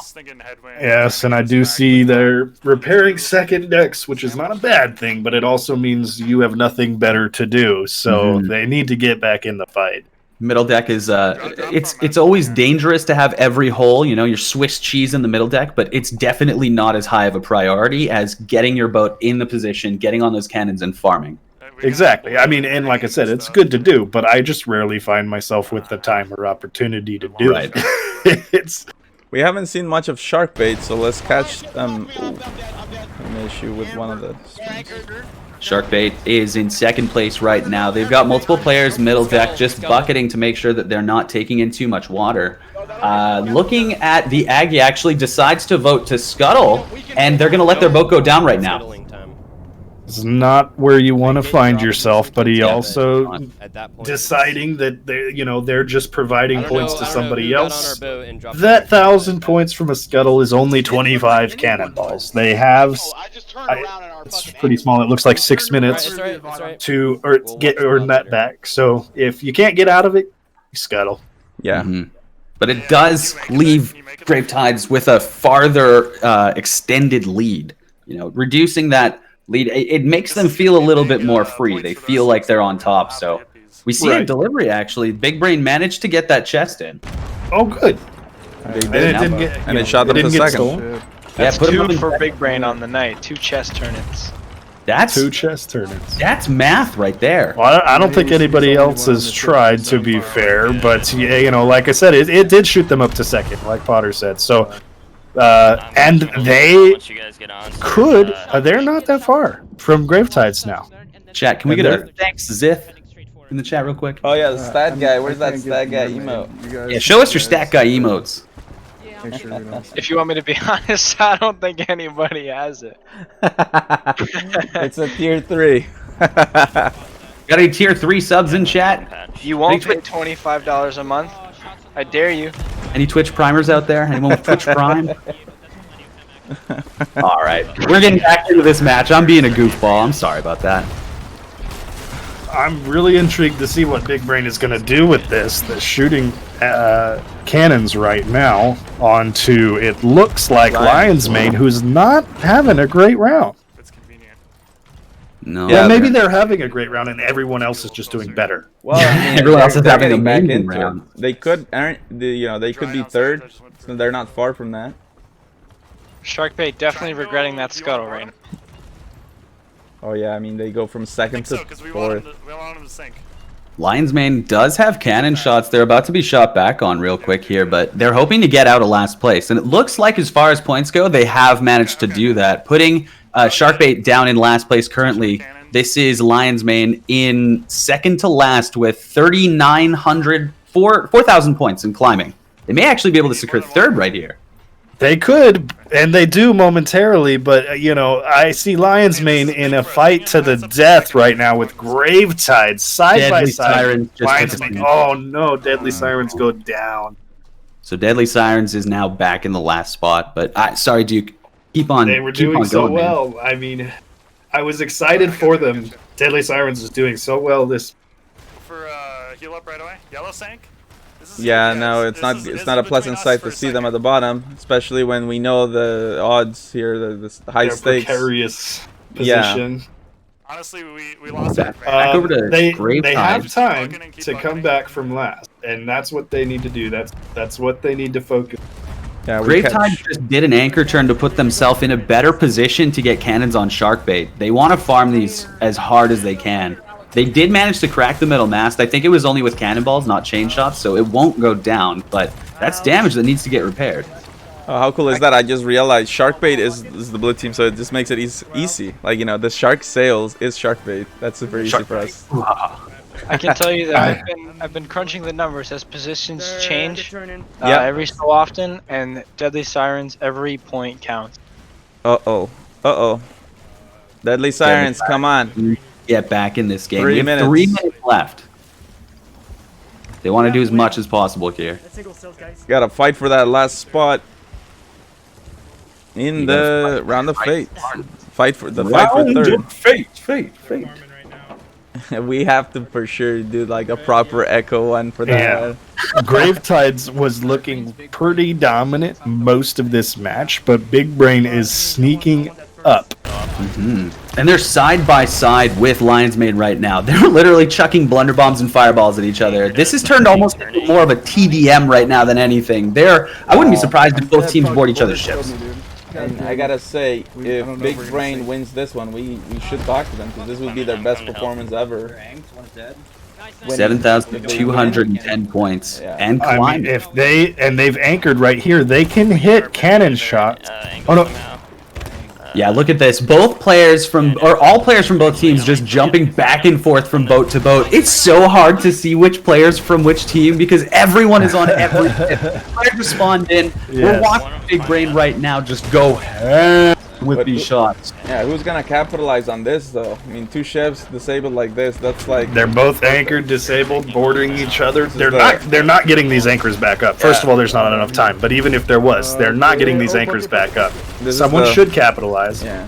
And I do see Gravetides getting points right now. Are they getting? Yeah, they're getting. Gravetides are cannoning onto these 2 ships right now. Oh, they are in the perfect spot right now to take advantage. You're Dead was on the enemy ship going hard. I think Skuma's singing, by the way. Oh, such a wonderful voice.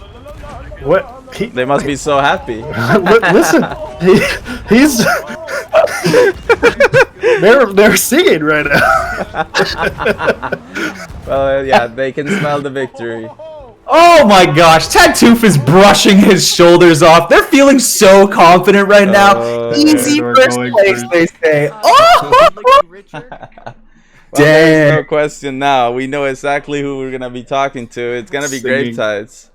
They go 2 first place and 2 second place. So clearly the best performing team of the night. Very strong showing. I was, I root for amazing plays. So I was kind of rooting for Big Brain at the end there just because I wanted to see them sneak that first. That would have been cool to see. But Gravetide's doing very well overall tonight, showing why they're in first in the standings, and looking very, very strong right now. Yeah, that's so fun to watch. Those guys always put on such a good show. Yeah, no, I need to hear more of the singing. Hopefully we'll get that in the compilation. Hopefully we'll get that next time. Well, ask that him what needs he to was... be in the highlights. Yeah, that's the highlights. Thank you so much, Cloud, for the host. Appreciate it. That's the player from Lion's Mane. Let's go. So, yeah, well, let's check out the standings then, and Let's we'll hear from Sith if that was the elimination from Deadly Sirens. And here you have it. Gravetide's very dominant in first, and Lion's Mane did manage to sneak in that second place there, overtaking Sharkbait, but very close, just by 2 points. It's always fun to see positions change on a leaderboard. Yeah, and Big Brain right there too. I mean, Big Brain is real contender for Round of Fate. Like this coming into week 4. I mean, it's not entirely clear the 3 teams. I mean, I guess it more. Gravetides. Who wants it more? I guess Gravetides is pretty safe in the top 3 there, but Lion's Mane, Sharkbait, and Big Brain, they have to fight because I would be interested to know if Gravetides are mathematically safe. But between Big Brain, Sharkbait, and Lions, I mean, who wants it more? You gotta practice, you gotta fight next week, and show yourself, because Big Brain, obviously, they're in 4th right now, so they've got to fight the hardest. But it's only a 2-point separation right now between them and Sharkbait, and only a 4-point separation between them and Lion's Mane. Yeah, and none of them can relax. Yeah, getting top 3 gets them into the Round of Fate, which keeps their chances alive for the grand finals and potentially winning the grand prize, $1,200, as well as being known as the best crew in the Sea of Thieves in the arena. Well, have I got the numbers for you, Duke? Thank you. So, do we want the good news or the good news first? Well, good news, but they're both good news. Tell us the good news.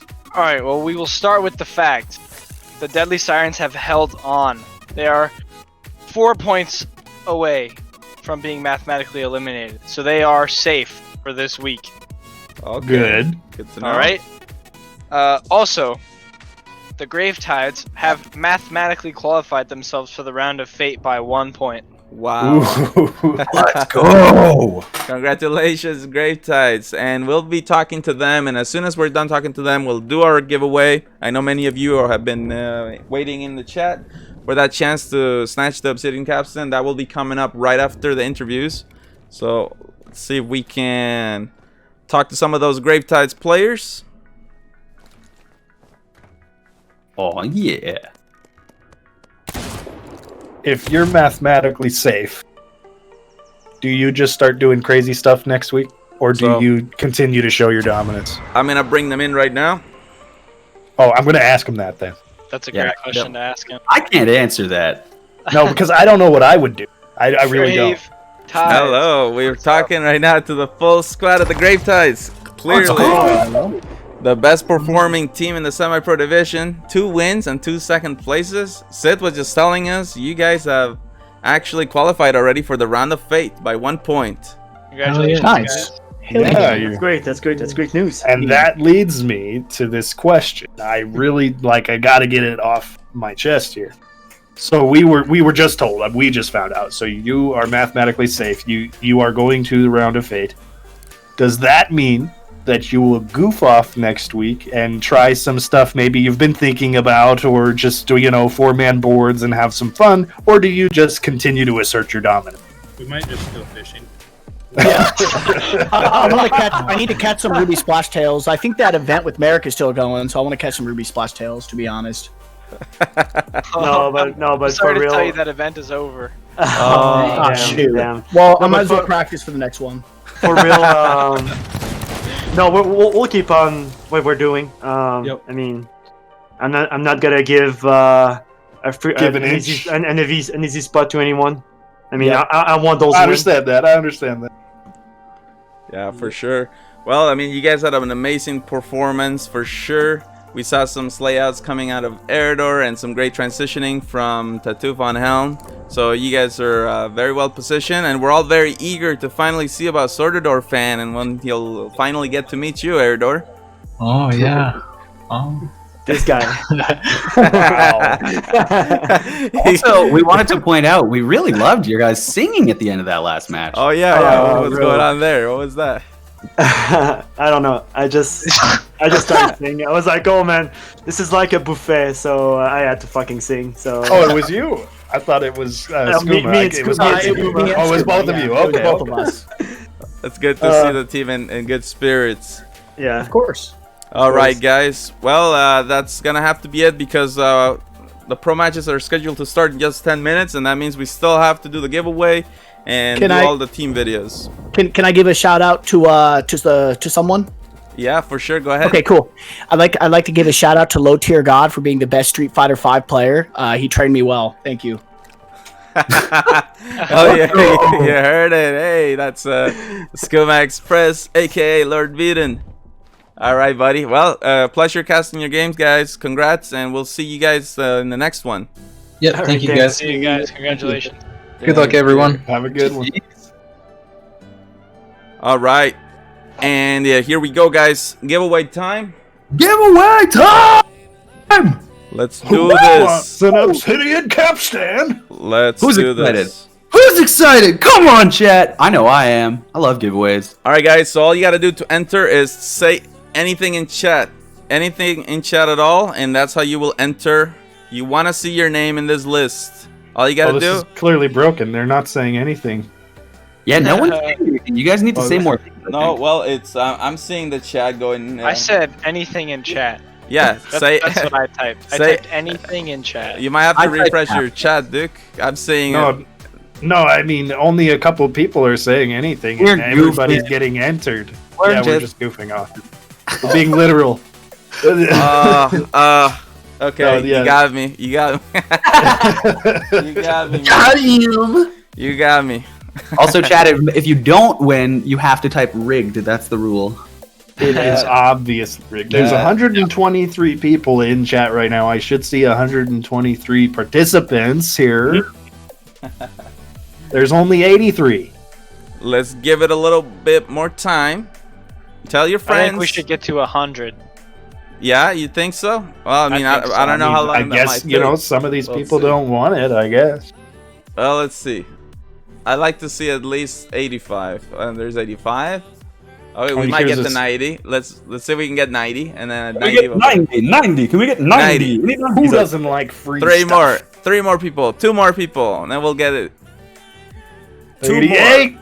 1 more. Here we go. Can I get 89? 90. Here we go. Here we go. Here we go. Good luck, everybody. Yay. We're rolling. Good luck, everyone. Here we go. 3, 2, 1, and good luck. 2 more people snuck in there. 3 more people. Super awesome giveaway time. Let me log on to my. Oh, you got it. Ooh. Check out who's gonna get it. Soup. Obsidian Oh, capstan. shoot. The last piece many people are still missing. You've come to the right place. Let's see who will be the lucky winner. And Skooma Express. Oh, again. Oh, no. Beep only. Alright, well, the first stage is done, but you still have to slay the beast. You have to say something in chat to secure your prize.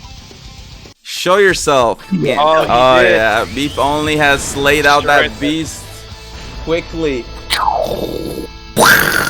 You will be contacted. You guys. Beep only, you will be contacted by one of our mods, and they will be whispering you with the code. Congratulations. Congratulations. It's not rigged. It's not rigged at all. What No, do you it's mean? totally not rigged. It's Not at all. not rigged at all. Nightbot even says it's rigged. What? What? Really? Really? I think that's a person named Nightbot. But Oh wait, what? That I've never seen that before. No, that's the actual Nightbot. It's that's the the mod. actual Nightbot. What? Dude, The Nightbot's a subscriber. Nightbot knows it's rigged. Nightbot. I don't know. Somebody is controlling Nightbot. Okay. It's Okay. It's hybrid. The command in there. That's why It's hybrid. We have the command in there that says. Alright, here we go.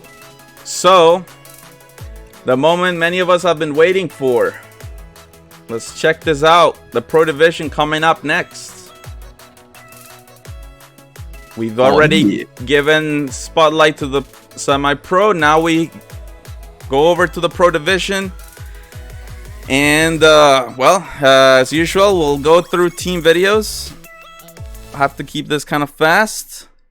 So, Forsaken Sun, they've been on a roll, winning Race of Legends, Sea of Champions, and they're looking to clinch their first NAL victory title. Yeah. But the road is still long, and but they're looking good. We'll see if they can keep the momentum. Here is their team intro video. But you're so foolish. You were so foolish walking into the pit, thinking that I was just going to sit back and take your crap one more time, man. What do you think you are? You ain't nothing special to me, man. You're a piece of flesh. When I step into the ring, I look at that man across the ring from me. I say, well, now, that's my dinner. That's my meal. That's my meal ticket, you see. But what I've been living on just don't fill me up, Hulk Hogan.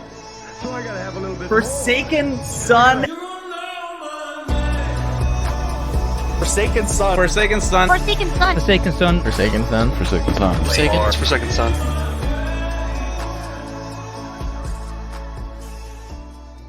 Forsaken Fun. All right. Brand What new the- video from them. What the hell? I didn't hear myself. I've said their name. I heard myself. I was the first voice. Where's Dick? I've said their name a lot. Oh no, guys, you gotta have Get it out of here. It's a downvote video.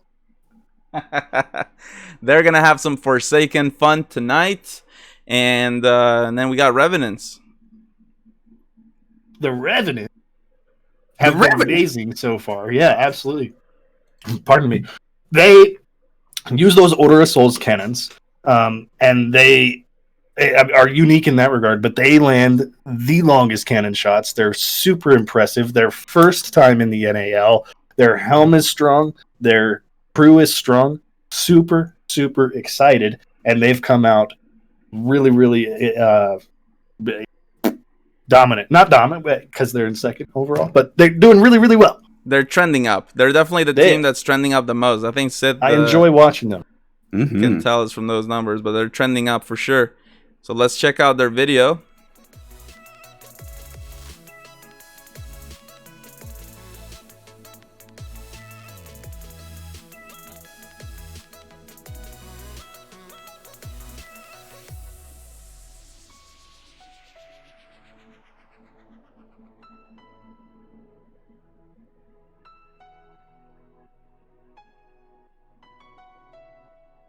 If you've ever wondered what little people would look like in the Sea of Thieves, now you've seen it.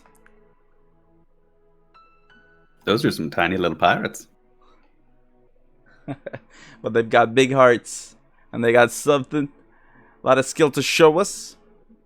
Now they did have a different song to go along with this, but due to the rules with DMCA, I believe it's the copyright with the music, then kind of had to play different music over top of theirs. So hopefully we get another video for the next time. Now Blood Tallyman. Yes, the Blood Tallyman, the team with the man that counts every single player that he kills, every single piece of loot that he steals.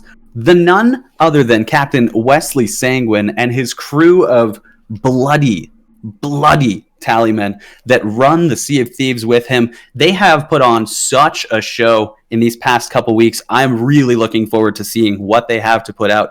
But they have an absolutely phenomenal video. I want you guys to check it out. Let's see it. The blood runs cold.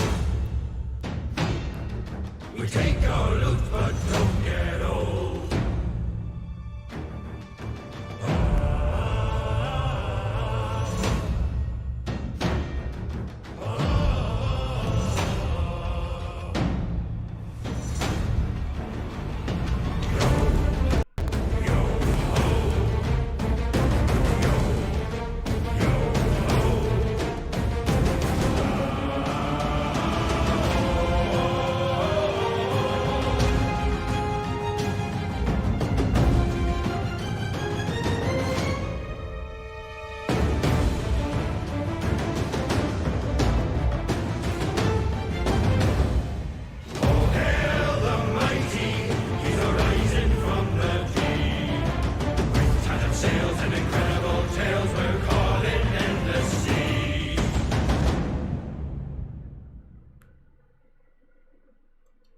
Woohoo! I love that video. It's like a movie.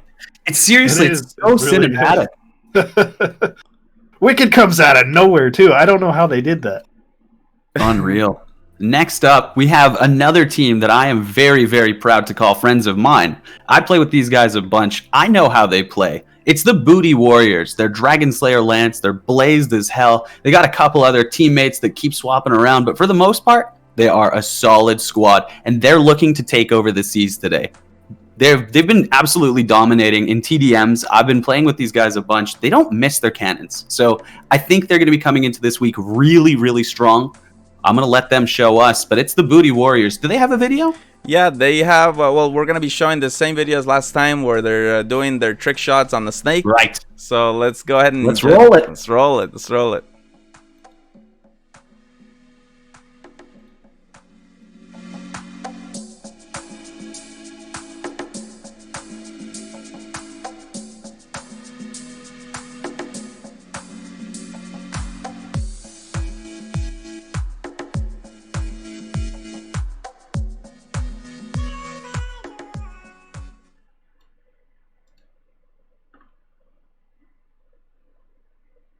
Snakes of the seas, beware!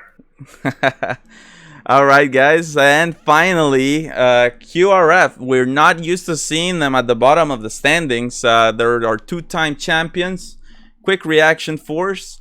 They'll be looking for a better performance tonight, and Tarty is back, and they've also returned with Brumshow, who had a great performance in yesterday's Scrim night. So, without further ado, let's check out the QRF video.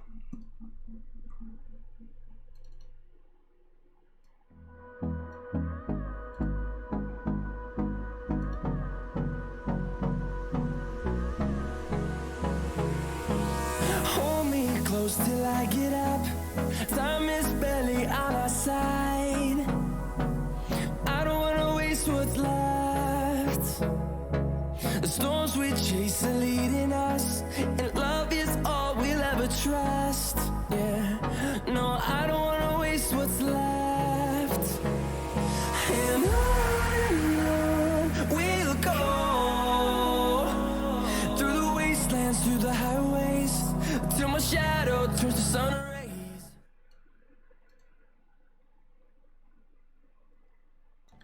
So there you have it, guys. Those are the teams that will be playing in the Pro Division coming up, and matches should be starting shortly. So we'll have to keep an eye on that. I can't wait. I've been looking forward to this all day. Semi-Pro Division, I have a lot of respect for those guys. They play absolutely, guys and girls. I can't be singling anyone out here. Hey, I make my mistakes. I'm human. I apologize. But I'm so excited to see this Pro Division.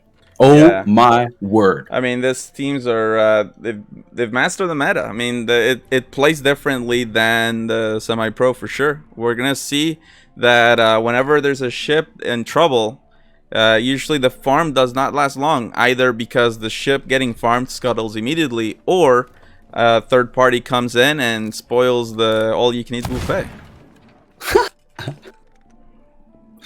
I love all-you-can-eat buffets. Am I the only one? No, of course we love them. Yeah, they're awesome. They are amazing. Yo, chat, let's see some hype for all-you-can-eat buffets.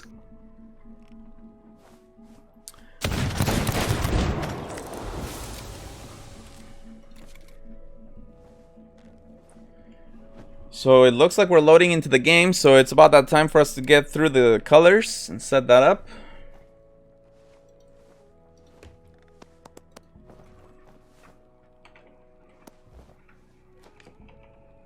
QRF is green? Yep, got it.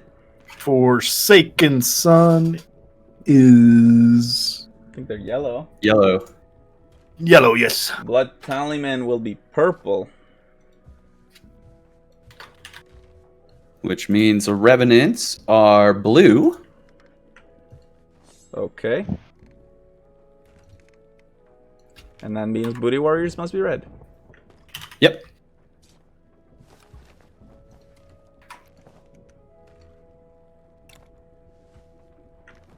All right, well, we'll see what happens in tonight's matches. Let's check this out. Can't wait. Good luck, everyone. May the best teams prevail.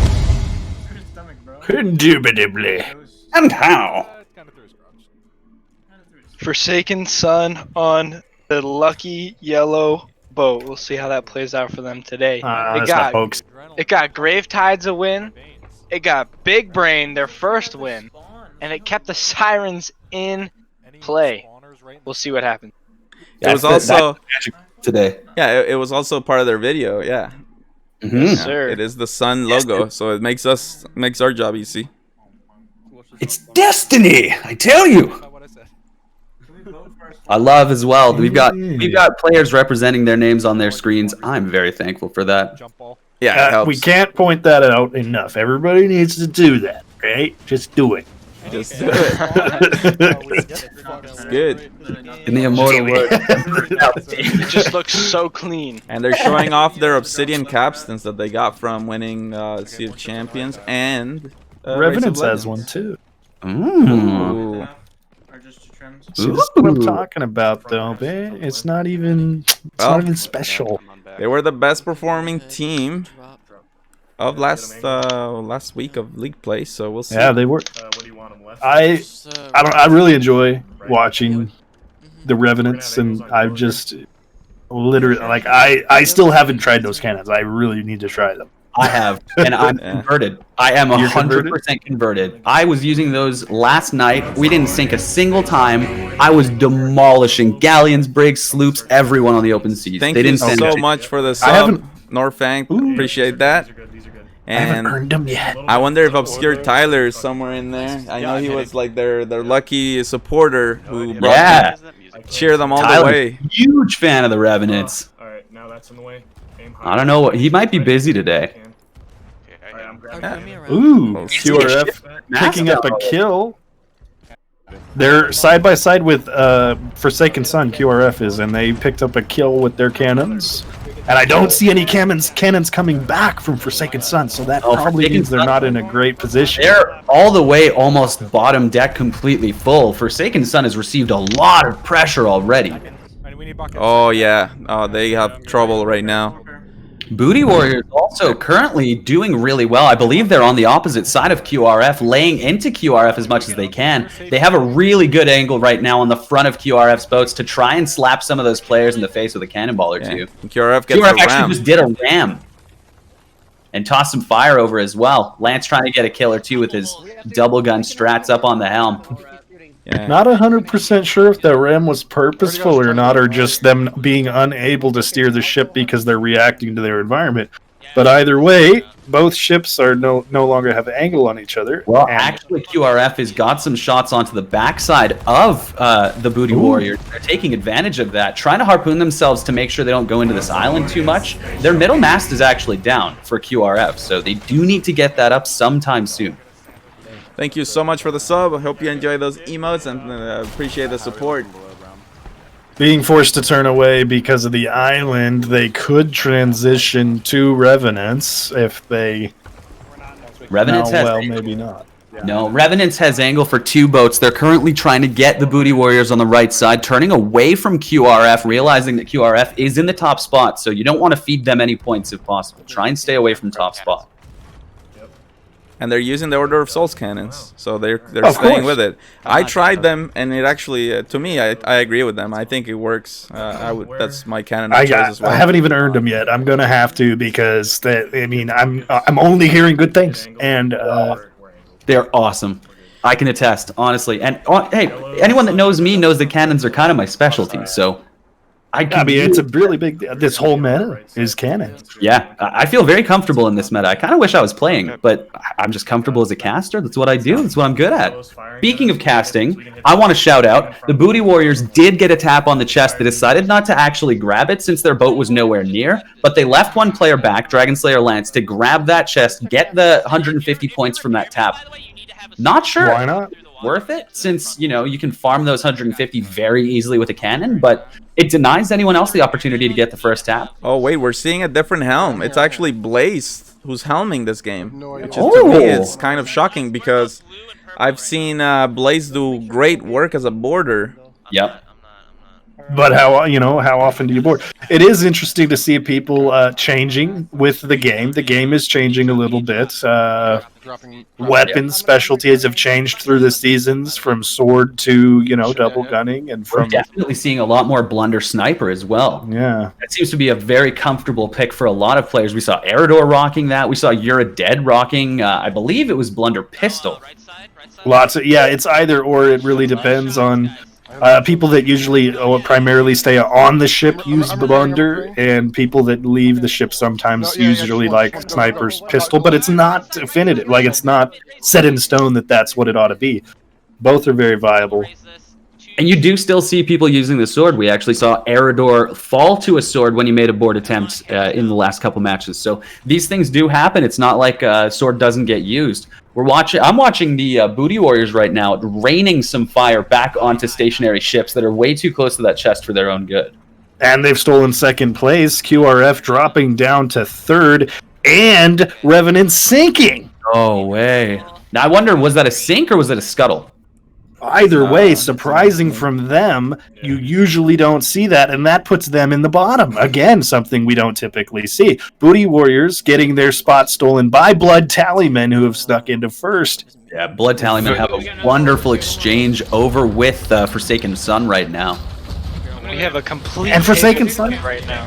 Forsaken Sun in fourth. Like, what is going on? Yeah, they're starting off and they're having a rough time.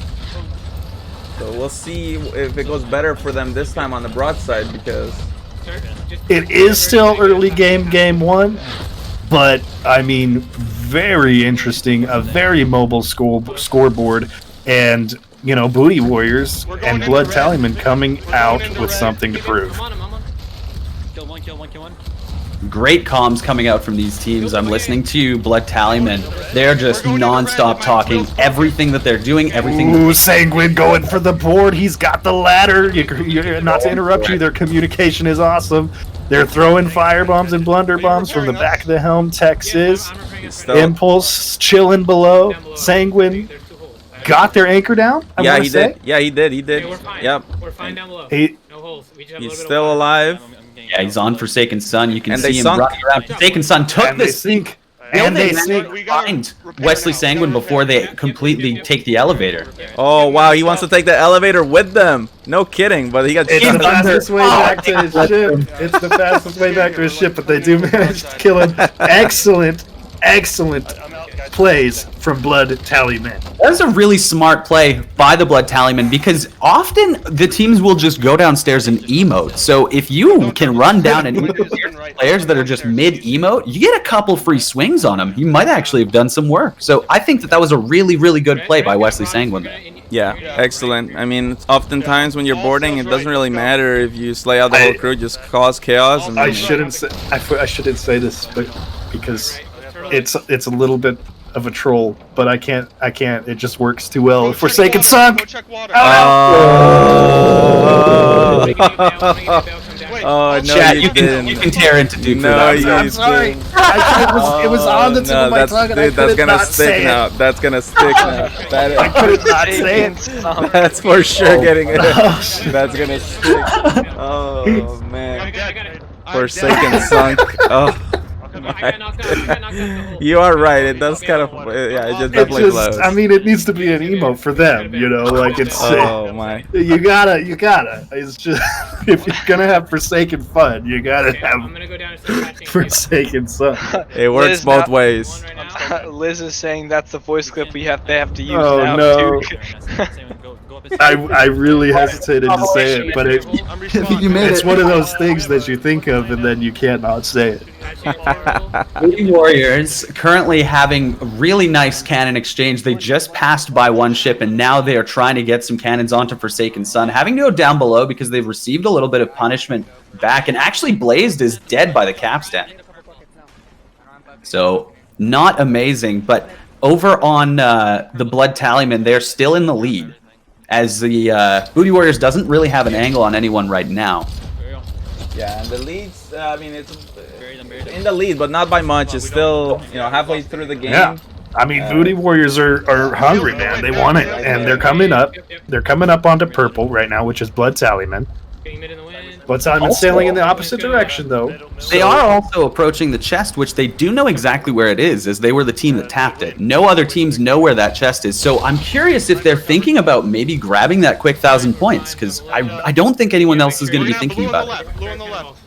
Okay. Mid sail up now. Raising it. I'm raising it. I'm helping you. All players are currently on board, so it doesn't look like they are going for that chest. Stop. Yeah, we haven't seen much of QRF so far this game, so let's check them out, see what's going on.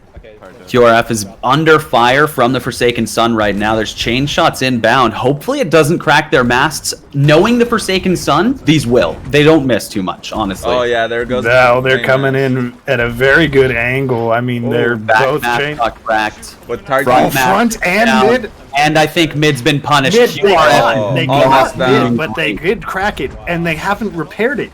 Yeah, No. They can't. Okay, they're- first board going back on. They had all masts down for a second there, Wow. and they're doing all right down They're below. sandwiched currently. Here's They have a player dead. on either sides of their boats. They are receiving punishment from everywhere. Now, This I is didn't what see them drop mid. This- No, mid's cracked again! Oh, Come on, man. QRF needs Please. to think about... I mean, they've Sitting taken ducks. first because they're getting a lot of points, but they have no masts. And they're probably suffering below as well. Like, once you've got this much cannon pressure on your ship, you have to recover from it. If they sink, they're not in first. That's just And math. somebody left. Who's bottom left there? They left the ship. Man. I don't Yeah. know. Well, I'll tell you who And, that is. and Tart's leaving. Tart's going... No, they're letting it go. That was Rabbit, actually. Okay. Wait, no, they're recovering. They're somehow they're They're- managing. but they have no They're actually masts. okay for the meantime. Here's they just Tart and Trick are both overboard, both trying to make an attempt over to the Forsaken Sun, and it looks like Trick did manage to get on board, going immediately for that helm spot, making room for Tart to board now. Tart is on board, going for the capstan. It was cracked, so it's not going to have as many pegs for people to go reach and grab it back up. Tart now below deck, got caught on a player, seeing if he can find anyone below, does receive a cannonball to the body, tiny little bit of damage, but not enough to really dislodge him. No players even looking down below. Now Tart back up top, looking for anyone to shoot. There's no one but Huppy here, trying to get the guns on him. Does connect a pistol. Huppy trying to fight him back. Ooh. Gets fragged by Tart. Unreal plays. Yeah, I mean, one of the best double gunners for sure. And even when the sword was in the meta. And now he's going to use yellow cannons to shoot on the Booty Warriors. This is good place, but they have sunk. They're just now getting back to their ship. They didn't get a lot of points in that exchange. They did make sure Forsaken Sun sank, which sent them to last. That is something that QRF wants, as Forsaken Sun is in front. QRF wants to push people down while they push themselves up. But I mean, that entire exchange has me just I'm all over the place. I don't know exactly how to take that. Let's look over at Blood Tallyman right now. They are in the lead, and they're sailing alongside, that's Revenants. They have a decent cannon angle, but one of their masts is cracked, so they won't be able to stay with speed. They won't be able to stay at pace. They need to keep this cannon angle for as long as they possibly can. There's only 3 minutes remaining in the match. And Blood Tallyman just in the lead by a hair, really. Booty Warriors trying to take it from them. But they're on the edge of the red as well. Yeah, this is so close. We're still good. 3 minutes. Yeah, I mean, it's neck and neck there with Booty Warriors and Blood Tallyman. They have to watch it. Blood Tallyman getting a lot of points right now on Revenants. They are. I'm interested. Why are the Revenants allowing them to farm cannon points on them? They had an opportunity to turn out and maybe find a new position. They're trying to get into third. The Revenants are trying to get into third. They don't want to be in fourth. They want as much points as possible. Was there a player in that tower on the island? I think I saw some cannon coming out of the tower. Yeah, I assumed it was a ship, but I think you're right. I think there was a player in the tower. Usually it's Sanguine that does things like that, but I don't see him in the tower. Yeah, I'm looking at player streams. I can't see anyone that looks like they're in the tower. So maybe I misspoke. I'm not sure. There's wild shots coming from Revenants onto Blood Tallyman there, but they're not much of a threat right now. We're gonna go right. We're gonna go right and get blue here. I mean, 2 minutes to go. Let's see what position Booty Warriors is in. Yeah, we need to look at Booty Warriors because they can come back from this if they get a good broadside right now. Blood Tallyman aren't very close to anybody. They don't have an angle on that ship that was on their left, so going straight back down to bucket and repair, make sure that they don't go down. Checking their angle again now. Hopefully they'll have a shot. I think that's the green ship, so that's QRF beside them. Irregardless, hanging on to second is good for them. These teams are all fighting to stay in Pro Division right now. Like this week and next week are super important because they want to stay in Pro Division. That's right. Also, we have the Round of Fate coming up that's going to change things up a lot. So it's really interesting to see what exactly is going to happen to these positions. Yeah, climax music in full effect, and I guess I'm gonna go over back to the Blood Tallyman. Let's see if they secure this win. Turn left, mate. My build's broken. Yellow. QRF have a chance to steal second right now in the last few seconds of the round. This is like fireworks, cannons shooting everywhere. Everyone is shooting. Everyone is shooting. Everyone's trying to make sure their positions are secured. And the game has been locked in. First one is gone in the way of the Blood Tallyman. First place. Second place going to the Booty Warriors. QRF not able to climb up high enough. They secured the third spot. Fourth going to the Revenants. And in fifth is the Forsaken Sun. That is extremely surprising. We've never seen them in fifth before. I don't think so. Oh, we did? Once in Only Brawl, once? they finished fifth Oh, place. in Brawl. Yeah, I mean, Brawl. Long time ago. Chat, can we get a thanks, Zith? No, they chased us to the island. QRF was literally just a few moments from second. So don't put too much stock in the fact they got third there. If they had had a few more seconds, they had a beautiful broadside. They'd have shot up to second, and that could have been a different outcome. They did get third, though. And that's not going to help them much in their current positions. Yeah, well, let's check out how it shapes the standings now for the Pro Division. So, we still have Forsaken Sun at the top. Wesley Sanguine has 36 million gold.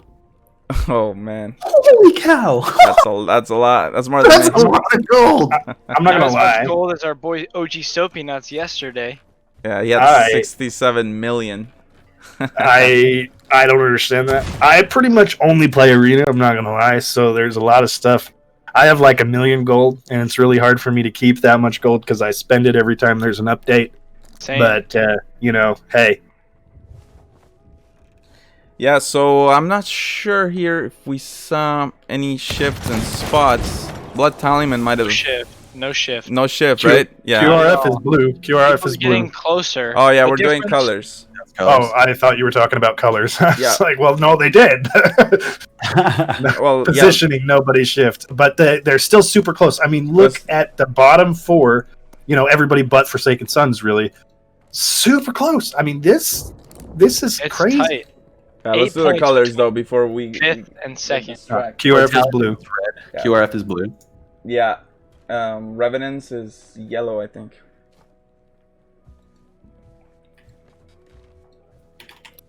Blood Tallyman red. I think you already said that. Blood Tallyman red, yep. Forsaken Sun is purple. Thank you. So who's green? Blood Booty. or Booty Warriors. Booty Boys. Alright, so Blood Tallyman won the last one, so we'll start off with them. Let's check this out. Isn't there a man suing Twitch because he hoisted Jolly Roger too much or something like that? I mean, these games are just so intense. Mm-hmm. Yeah, for sure. And the spirits are high there on the Blood Tallyman. Go for the place first. Actually. Last time they played, it wasn't so great for them, so it's good for to see the win coming in. Dropping mid.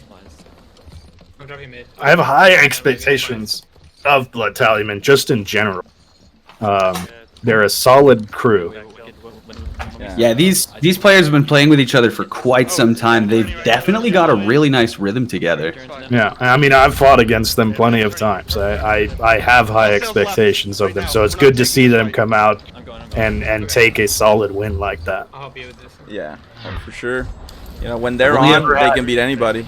I've only ever had an Athena stolen from me one time, and it was by Wesley Sanguine and his crew. And I'm still salty about it. I'm sure he wrote it down. I'm sure he wrote it down. He wrote it down somewhere. You need to get that particular tally mark and put it on a Twitch or Twitter or something. He probably wrote, you know, stole Athena from Potter Sauce, like more in detail. You put LOL afterwards, I bet. Okay. Got him. They've taken a lot of cannon fire from a couple of different ships right now. They're doing all right. They're not going to sink or anything, but they have lost 2 masts. This could quickly become bad. I don't think anybody's going to have a permanent angle on them right now. It's QRF. If QRF, I mean, it's not a pretty position that they're in, but I think they have the time to recover. So many long distance shots. It's like a hail of fire coming from above. This is like a hailstorm that you really don't want to get caught in. Yeah. No. These are the watermelon-sized hails. Yeah. So, you crack one of those to your head, you're going to have a bad headache for a while. I'm gonna patch it for now. We're good, right? Yeah, for sure. It looks like Booty Warriors are in it. Revenants are actually currently sitting on the top spot at 760 points. But it is it is changing. Yo, blown boats, let's go! The leader of the Crimson Tide Pirates. Welcome to the show, buddy. We hope to see. 5 gifted subs. Did I read that right? Yeah. 5 subs with 25 emotes shared. Thank you. We hope to see the Crimson Tide Pirates back for season 4. Okay. Appreciate the support. I was the Revenant still on top. Anyway. Might hit one or Yeah, and it's not uncommon for us to see Revenants come out super strong in the beginning. They just last week. the Forsaken Sun. Sorry to interrupt you. They're literally on top of each other right now. Ooh, Helm is broken, and the Helm player goes down. They're thought about scuttling, but they didn't do it. Are we good down below, Nightsworn? And they go back on top because they're getting a lot of cannon. Yeah, well, cannon it's actually points Forsaken right now. Sun who turned away from the broadside first, so they probably are not looking too good. Yeah, they're going to continue to score. Revenants are, and they're fine below. They're absolutely fine. Yeah, this is super good for them. Like I said, it's not uncommon to see them come out strong. They overall they did the best last week. Or 2 weeks ago. Oh, now turning into the broadside of Forsaken Sun once again, and receiving pressure from QRF at the same time. Did Forsaken Sun anchor turn to do that? Yes, they did. Yes, they did. That was incredible from them. It's a ballsy play. It's going to pay off for them in the sense that it got Revenants off of them, and nobody's in a good position to capitalize on Forsaken Sun being anchored. They've got their anchor back up already. They're fine. Oh, Forsaken Sun actually just lost their helm to fire. He tried to go down to heal himself up. His wheel was completely cracked. Actually had to trade off with Zephos. That was PK that fell to fire. Got resurrected by his teammate, though, so he's back. That shows the fluidity that they have and the cohesion that they have, because Zephos was on the wheel repairing it as IPK was going down, or PK, and was just grabbed it. He's like, oh, PK went down to fire, I've got it. He's turning him left. They're communicating, and they're right where they want to be. PK got rezzed, and they're back. I mean, like nothing ever happened. Where are QRF? Where are they, and what are they doing? They're in third again. They're getting long shots right now, recovering from a fight. It looks like they've got some water. Their wheel is busted. Tart's calling that out. They're not in a spot where they want to be. The first couple weeks we saw QRF, they were always the ones leading the pack, making the plays, making all of the other boats revolve around their decisions. But now it seems like they're kind of doing what we said earlier, the one thing you don't want to be doing, chasing. Chase. Yeah, we're seeing a lot of that. It's difficult. Lost. You guys have to nail green so hard. Go ahead, Ridge. Yeah, no, it's true. If you're chasing, you're losing. So that's definitely something that they have to look into. And you know, in the first game we saw them do some really good damage onto Forsaken Sun, and they went down. But at the same time, they only just got third place. So they have just dropped down to fourth temporarily. I'm sure they're trying to rail this ship on the left of them. That's the Booty Warriors, and they actually did manage to crack the middle mast. So that's going to cripple the Booty Warriors a little bit. They may actually have to slow themselves down now because they're going to lose their broadside. They are going to lose it just off speed alone, like you said. They executed an anchor turn to get that. It was very well done. They're transitioning to Forsaken Sun. Mm-hmm. Trying to make sure that they're Clash always of the Titans. target. Yeah, Forsaken Sun. This is where we're used to seeing Forsaken Sun. The past couple weeks, they're always on top, always the teams that are, making the biggest plays, that are making the biggest decisions. So it's really interesting. Zephos actually on Forsaken Sun had the cannon bug, so he couldn't return fire to QRF there. Really unfortunate how that happens. Yeah, this is the rivalry we've been seeing in the season so far, QRF and Forsaken Sun. So anytime you get to see a broadside between those two teams, it's more well, than... and this was the season 2 as well. The red. They did manage to connect a harpoon onto QRF backside. This is the dream right here. So definitely Forsaken Sun has the dominance. Tart gets knocked off. Knocked off. Was that Tart? He might try to board then. I don't think he can get it. He's trying to kill on cannons. He got one. But they're just going to be farming. And the thing is, QRF aren't getting any points right now. They're on the edge of the red, which may or may not be an issue. But Forsaken Sun is getting points. QRF went up to first for a minute there because they were getting such good points. But as Forsaken Sun went behind, we see the developments now. Yeah, true. And now watching Forsaken Sun the bucket monster Huppy making sure that all of those fires are being taken care of, putting his teammates out who are on cannons. This guy is a maniac with that bucket. Yeah, he's so good at deckhand. Like whenever he has to sprint cancel, he does, and whenever he has to bucket XX on the stairs, he does as well. Oh so. no! Yeah.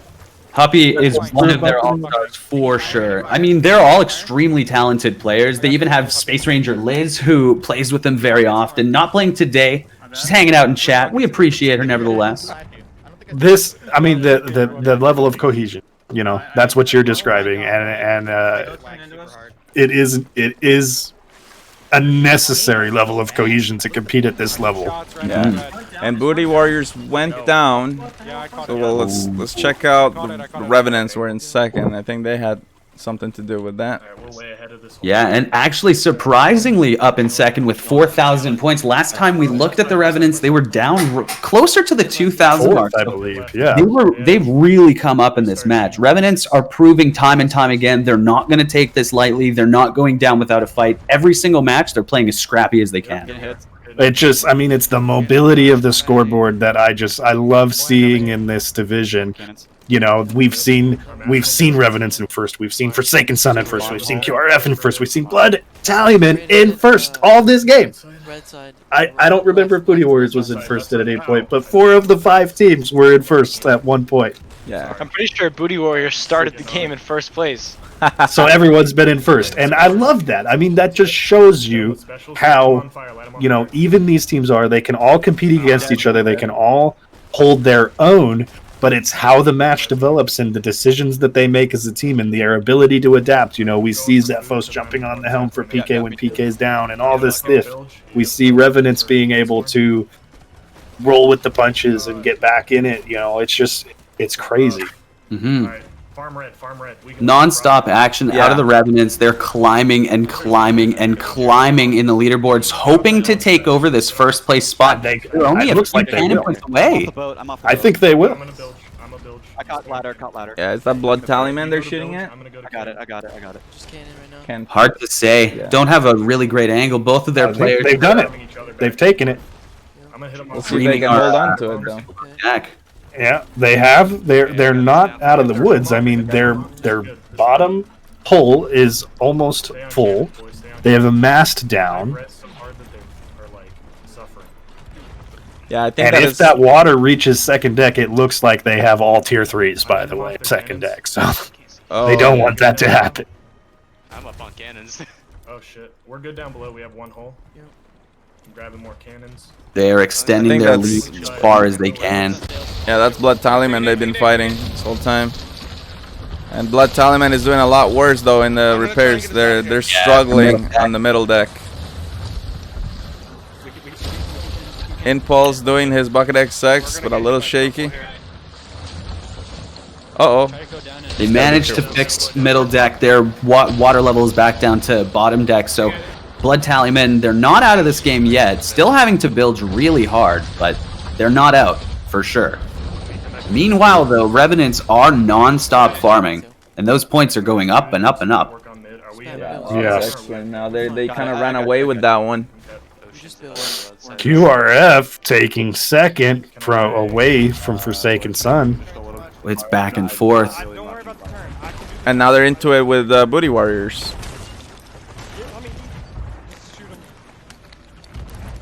There's so much pressure for QRF right now. One player bucketing. Tart was on fire while on cannons, while receiving cannons to the face. They're still in this, though, making really great trades across to the right over at the Booty Warriors, who are currently sitting in last. Start turning us right. I am.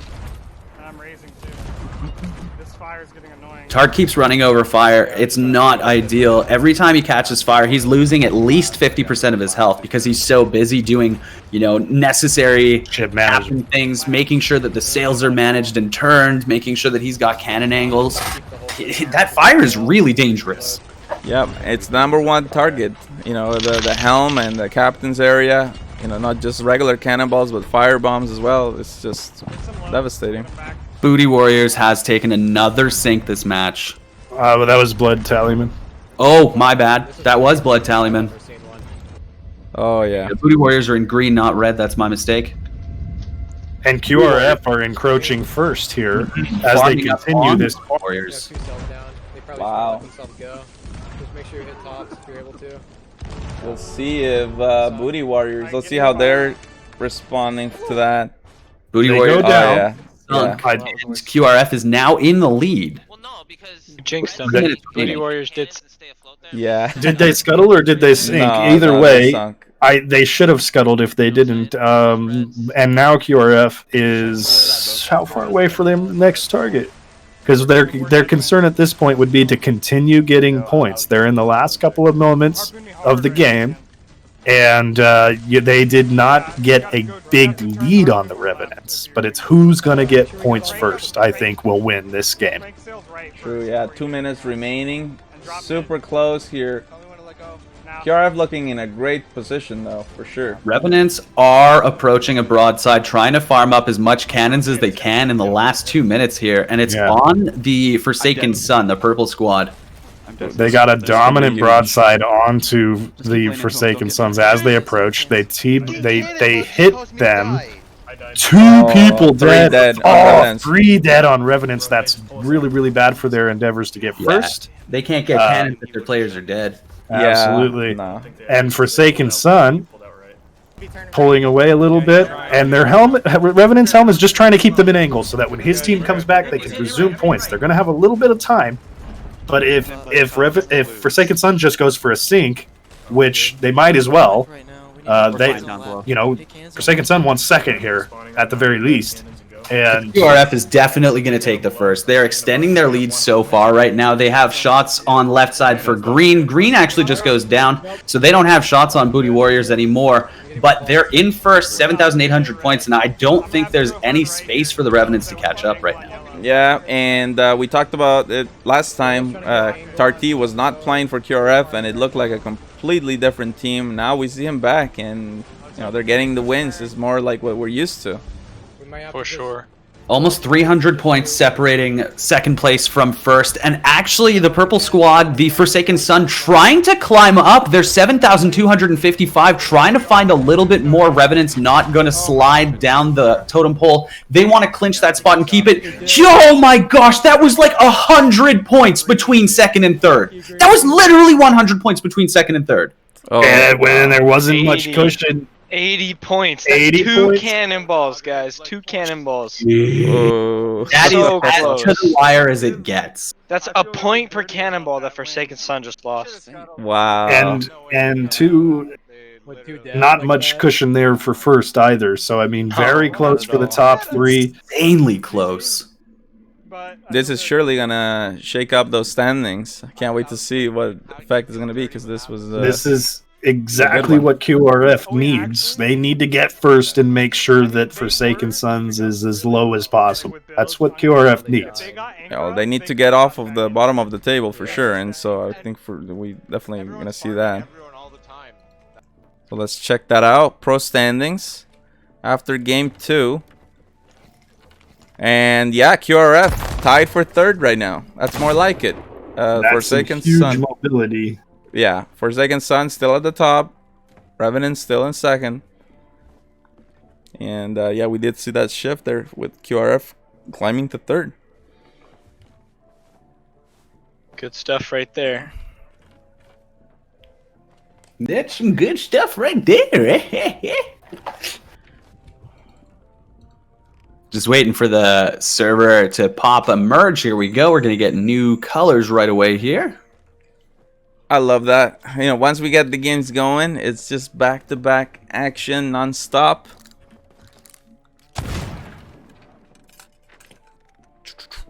If you're wondering about the giveaway, at the end of the Pro Division games, we will have an Obsidian Capstan giveaway. And if you do ! giveaway, you'll also get the chance to enter our Twitter Gleam giveaway. The winner of that will be announced tomorrow at noon Eastern Time Zone. Revenants is purple. Good luck for them. That's their color. Yeah, Revenant's purple. Got it. Forsaken Sun is blue. Okay, got it. QRF is red. That's their color. Got it. Blood Tallyman is green. Got it. So Booty Warrior's yellow then. Yep. Fantastic. And as always, because QRF won that last game, we're going to be checking them out as we start game number 3. Let's go! Iron YouTube with the raid. Teams are fighting for their lives. It's and good. I love it. I'm not gonna be able to talk much. I got a competitive game. Oh, July is gonna be crazy action-packed because well, next weekend we have 4th of July, which is gonna be an off week for NA, but we still have EU NAL that week, so that's good. And then after that, it's just back-to-back 3 weeks in a row NAL action all the way till the finals on July 25. Did you guys know that July 1st is not only Canada's birthday, but it's also my birthday? Oh, I'm turning 31. Hey, that's coming soon, man. Congrats. Yep. I'm excited. I've never been 31 before. Hi. Only once in a lifetime. Yeah. Fun fact for you guys, this is the first time all season that Forsaken Sun has been below 7 points per game. Wow. Well, First time all season. It's gonna be huge for them. Yeah, no, they have to show up for this one. This is very unlike them. Well, yeah. What does this mean? Did they not practice much in the last 2 weeks? Did they take some time off? I don't think they did. I mean, they played Race of Legends, and they won that. I don't think they didn't practice. I'm just really, really curious, you know, because we don't see the typical Forsaken. Well, they did great. Well, we saw them practice in the scrims, and they did well in the scrims. Actually, they won 2 out of 4 games in the scrims. So. Okay. I think, from my perspective and just seeing how teams have been rising and falling, I think what we're seeing here is Forsaken Sun is the only team that has anything to lose. That's QRF true. only has something to gain, especially after last week. Booty Warriors and Blood Tallyman only have more to prove. The Revenants have been trending up consistently. Forsaken Sun is the only team in this lobby that has something to lose. Talking about The Booty Warriors, Forsaken actually. Sun. Look at Booty Warriors right now. They're climbing the totem pole very, very strong. They had shots off right and then immediately transitioned into shots off left onto QRF. Onto QRF. And they did very well in that exchange. QRF only landing a few cannonballs and then having to go for repairs. Yeah, and So, they're yeah. on fire again. I think it's interesting what you bring up. Ooh, wow, that was a quick sync from Revenants. Very strange, very non-typical for them. But Yeah, what you're that- saying about Forsaken Sons, it's not necessarily them not playing as good. You think the other teams are trying Playing that better. much harder. Yeah. Yes. I really do. Yeah, as the weeks go on, the competition gets fiercer and fiercer. These teams get more comfortable in their positions. They get more comfortable in their abilities, which means they start to pop off even harder. Well, And that's the Forsaken thing. Forsaken Sun comes into this game with so many points ahead. They can afford this deficit, but if you think about the finals, everyone starts at 0. There is no They can, room for error. but when you're this much ahead, okay, when you're as ahead as Forsaken Sons, you need to start to think about who do you want to play against in the round of fates. Check out Booty Warriors right now. They have an amazing shot on a very crippled Blood Tallyman. Oh yeah. Sorry to interrupt. Huge. But this is No brutal to watch. This could be a huge farm. Oh yeah, Blood Getting Tallyman this- goes down. 2 sinks already. Not even 12 minutes still remaining. Usually we see our first couple sinks at like the 9 minutes Yeah, remaining. we don't. Yeah, we don't see quick sinks in this division. It's not a normal thing. Oh, Booty Warriors boarded. Wesley Sanguine on board, trying to make as much distractions as he can. Blazed and Dragon Slayer Lance giving us the vision from their boat. They're looking in the water for him. I'm not sure if he actually did go overboard or if he went He did. middle deck. He jumped over, but he got their anchor down, and that's all he wanted to do. Yeah. He tried to lower it down just there again with some. Let's see. Interesting though, because again, he got their anchor down, but Blood Tallyman's not the ones being able to capitalize. We see blue there, which is Forsaken Sun, yeah, being able to capitalize off that angle. And now QRF has clinched the top spot. QRF is farming shots off of the left side at the Revenants, the team that sunk first. QRF, I wonder if this is almost targeting. If they're deciding, we want to go for Revenants, they're probably our #1 in contention. We don't really have a shot on Forsaken Sun, so go for Revenants, go for Revenants. I wonder if that's what they're thinking. You may be onto something there because they're so close in score now. I mean, if they can push Revenants down, they get in that second place spot. They make sure they're in the Round of Fate. They don't need to worry about Forsaken Sun. They need to get themselves into the Round of Fate. Yeah. Well, no, I mean, ideally, they don't even make it to the Round of Fate. They just go straight to finals. Round of Fate is for the 4th and 5th place team, so they're just looking for their spot in the finals right now. All right, I'm saying that wrong then, so I'll correct myself there. So they want to skip Round of Fate and go to finals. Exactly. Because if you don't have to play for that position, I mean, you get a free buy. Who's not going to want to take that? And an extra week of practice. Yep. Oh yeah, well that's what I wanted to say. Forsaken Sun have been so dominant in the past, and teams are, they have the ability to study the footage, all the VODs, and just figure out exactly like what is that formula that is working so well for them. And QRF going into Red Sea. I want to point out also, Trick has the bug where you can't even see your hands. He's a skeleton to himself, which means aiming his guns is going to be far more difficult. They put them off center when you've got the bug.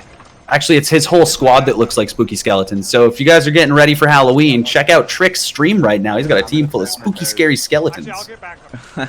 Did Revenants sink again? Yeah, they got 0 points. Whoa, Revenants are not having fun today right now. Very strange.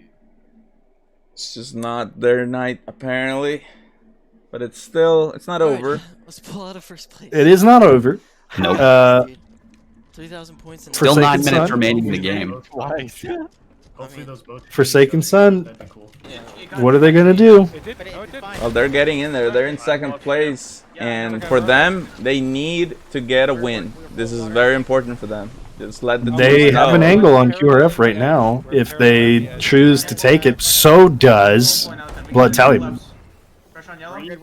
And Blood Tallyman's actually taking advantage of that. The first ones to shoot, and they're raining hell from above over at QRF. Tons of cannonballs landing with very few being traded back. This is definitely a fight being won by the Blood Tallyman, but let's see how they can keep it up. I need whale repair. Blah, blah, blah. I can't talk. Whale repair. Someone get that man's whale fixed. Very excited. He's very excited. I mean, it's intense here in these games, and you're focusing on so many things, especially on the helm. Yeah, no, for sure. And any mistake you make as the helm is amplified. Extra pressure on those helm players. They really wanted that broad there on QRF, but he has to worry about that ship that's coming towards him as well. There's 2 ships in the distance. Very dangerous. Let's check out Booty Warriors. They're in 2nd now. Yeah, and they're about to engage with Blood Tallyman. Actually, they're about to bring themselves even closer to that top spot. They're looking for they're almost tied with QRF on points right now. It's like 50 points that separate. QRF still farming, so they're definitely extending their lead, but the Booty Warriors trying to keep pace and doing a very good job. These are crazy long cannons. They're still managing to hit, though. They've taken 2nd off of Forsaken Sun. They're landing those long shots on Forsaken Sun.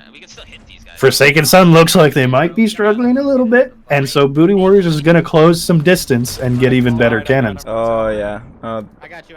Cephos goes down, and they're sailing straight into the Blood Tallyman broadside. I'm an idiot. And their mid-master's down. I canceled myself. This could be very dangerous for Forsaken Sun. They're 2 players below deck repairing. Yeah, this is something that is it's pretty important. If you want to get your ship back into action, double repair will get you back in the fight a lot faster. But you need to be kind of out of the fight for you to be able to afford to send 2 people on the double repair. Yeah. If you've got that pressure coming in and you send 2 people down, you're just not matched on cannons with them. You want to be able to trade fire for fire. And if you're just getting hammered with no way to fire back, that's so dangerous. They're trying to fix masts. They're trying to do so much to get back in the fight. They see themselves 4th place, and they're trying to figure out what they can do. Yeah, and it's Booty Warriors at the top. Booty Warriors are playing really, really well. I said before coming into this, I've been playing with them a lot. These guys are probably at the top of their game right now. They've been practicing out of their minds, and their communication and teamwork has gotten so much better. So Booty Warriors are definitely a top contender today. Like, don't sleep on these guys. They're showing up in a big way. Great communication from the Booty Warriors, saying exactly what they're doing. They've got shots on multiple sides, making sure to call out where each ship is, where their attention should be. Shots for purple right now, which is the Revenants that's suffered 2 sinks already. Yeah, Revenants. This is a great angle. I don't know what to say about the Revenants right now. Yeah, they keep finding themselves in everybody's crosshairs. Everybody's sighting on them, and I don't know if this is the first time they've been in last. I really don't, but I know it is very rare. Yeah, no, they're normally not. As Zit said, they're a team that's been trending up the most. We typically see them in the middle of the table, and they've been trending more, like first, second, yeah, exactly. So this is very unlike them. Revenants is actually the only team to not place 5th in their last 5 games that's in the Pro Division. Wow. Yeah, I couldn't recall. So they don't want to break that. They need to do something. Yeah. 4 minutes remaining. No, I need buckets, boys. I need buckets now. You know, maybe it's because Tyler's not here supporting him as hard. So who is Booty Warriors is struggling. They're struggling. They're almost second deck. Oh, it's problematic with multiple players down. QRF is applying that pressure on them. Yep, QRF has a great angle on the left over at the Booty Warriors. QRF currently in 2nd place, would love to steal first from the Booty Warriors. Here goes a board attempt. Got caught on the cannon, but will actually make it up. Who is this? Is this Lanky? It's Rabbit. This is Rabbit. Yeah, he's This is online. Rabbit. He has straight to the sword, goes onto the player with the cannon, goes for the 2nd sword lunge, managed to clip multiple, doesn't get locked in place for it. Here we go, another sword lunge attempt through multiple players, gets 1 kill. Another sword lunge attempt. Wow. Swing, swing, swing, swing. They go down, baby. They're down for the count. And bottom of the ocean. Battalion Seek also, we don't really know the cause of that. But which mixes up the points. Now look at Forsaken Sun is so close to first. They're 10 points away. That's 2 player kills, and they'll be tied with QRF. Wow, just like that. And this is 1 cannonball. One cannonball will put them in the lead. QRF is got 1 kill. They did manage to get 1 kill, so they brought it to 5 points. This game's a fucking win. Wow. Very, very interesting.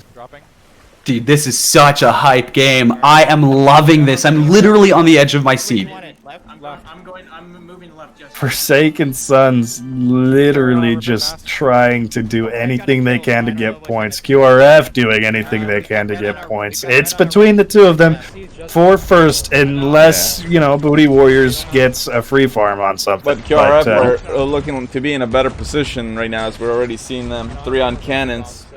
Never count the Booty Warriors out, but it's definitely an uphill battle for them. They're going to have to fight tooth and nail to get back in this one. QRF doing a great job to apply pressure on every boat that they see. A little bit of lack of communication. There was an opportunity for Rabbit to grab a quick ball there. Went for the wrong barrel. They didn't realize the top barrel is completely empty. Now Rabbit down below repairing, making sure that they're not going to go down. Great shots once again over on the left side. Revenants taking the punishment. That's Revenants, though, and Tart's wheel is broken. If Revenants aren't panic bailing right now, they're going to be able to farm the back of QRF. Revenants has 1 player dead, 2 players dead on their boat right now. Oh yeah, no, they are. They have a big problem. Danger bucketing. Bucket XX on the stairs. They're in no position to really farm anything. Oh, QRF is just raining long bombs, hoping to hit a Hail Mary. 2 minutes. Forsaken Sons shooting QRF. 3 on cannons. This could be the broadside to determine the winner of the game. They're going to go ahead and hit the island. They've got to keep the cannon angle. They're going to anchor and get as many cannons as possible. Oh, wow. This could work for them, but it's risky, obviously. But QRF is coming straight in. QRF doesn't have a shot. And they're just pelting the deck. They're trying to get kills. They're trying to disable Mast. They're trying to break Helm. They're trying to do anything they can, as well as get the points. Hoppy straight downstairs with the bucket, calling out they will board, just watch out. They have clinched the first place spot now, as long as they don't take QRF goes down! It worked. It actually worked. The anchor. That was so risky. The QRF was moments away from being out of angle completely, but it worked. All Forsaken Sun has to do is bucket for the rest of this game. Don't sink and you win. Seconds left. That's Seconds amazing. left. The whole rest of the ships are looking at them, trying to rain death, but it's not going to be enough. It looks like this is a Forsaken Sun victory, and it is considered a win. Wow. Oh my goodness. They actually went Let's go! Yeah, it was 1 minute. 1 minute remaining in that one, and they just say, drop anchor. And I have something that I would normally say. I can't say it now, but it's the only way I know how to describe it. It's really unfortunate. It's awesome, but I can't say it. I can't say it. Okay. Well, why don't you tease us more then? Why don't you tease us more, huh? I can't. We're on Twitch. Inappropriate. Is the Forsaken Sun that we know and love right there. Yeah, that's They huge. needed to come out and flex after the Their last game. first win, 5 game. Wow. Okay. Well, hopefully That's substantial. The It's gonna be beginning an of ego them. booster. They sound very happy, very happy. So, good for them. Good for them. But wow, I would have. I can't predict that. Let's check out What the just standings. happened?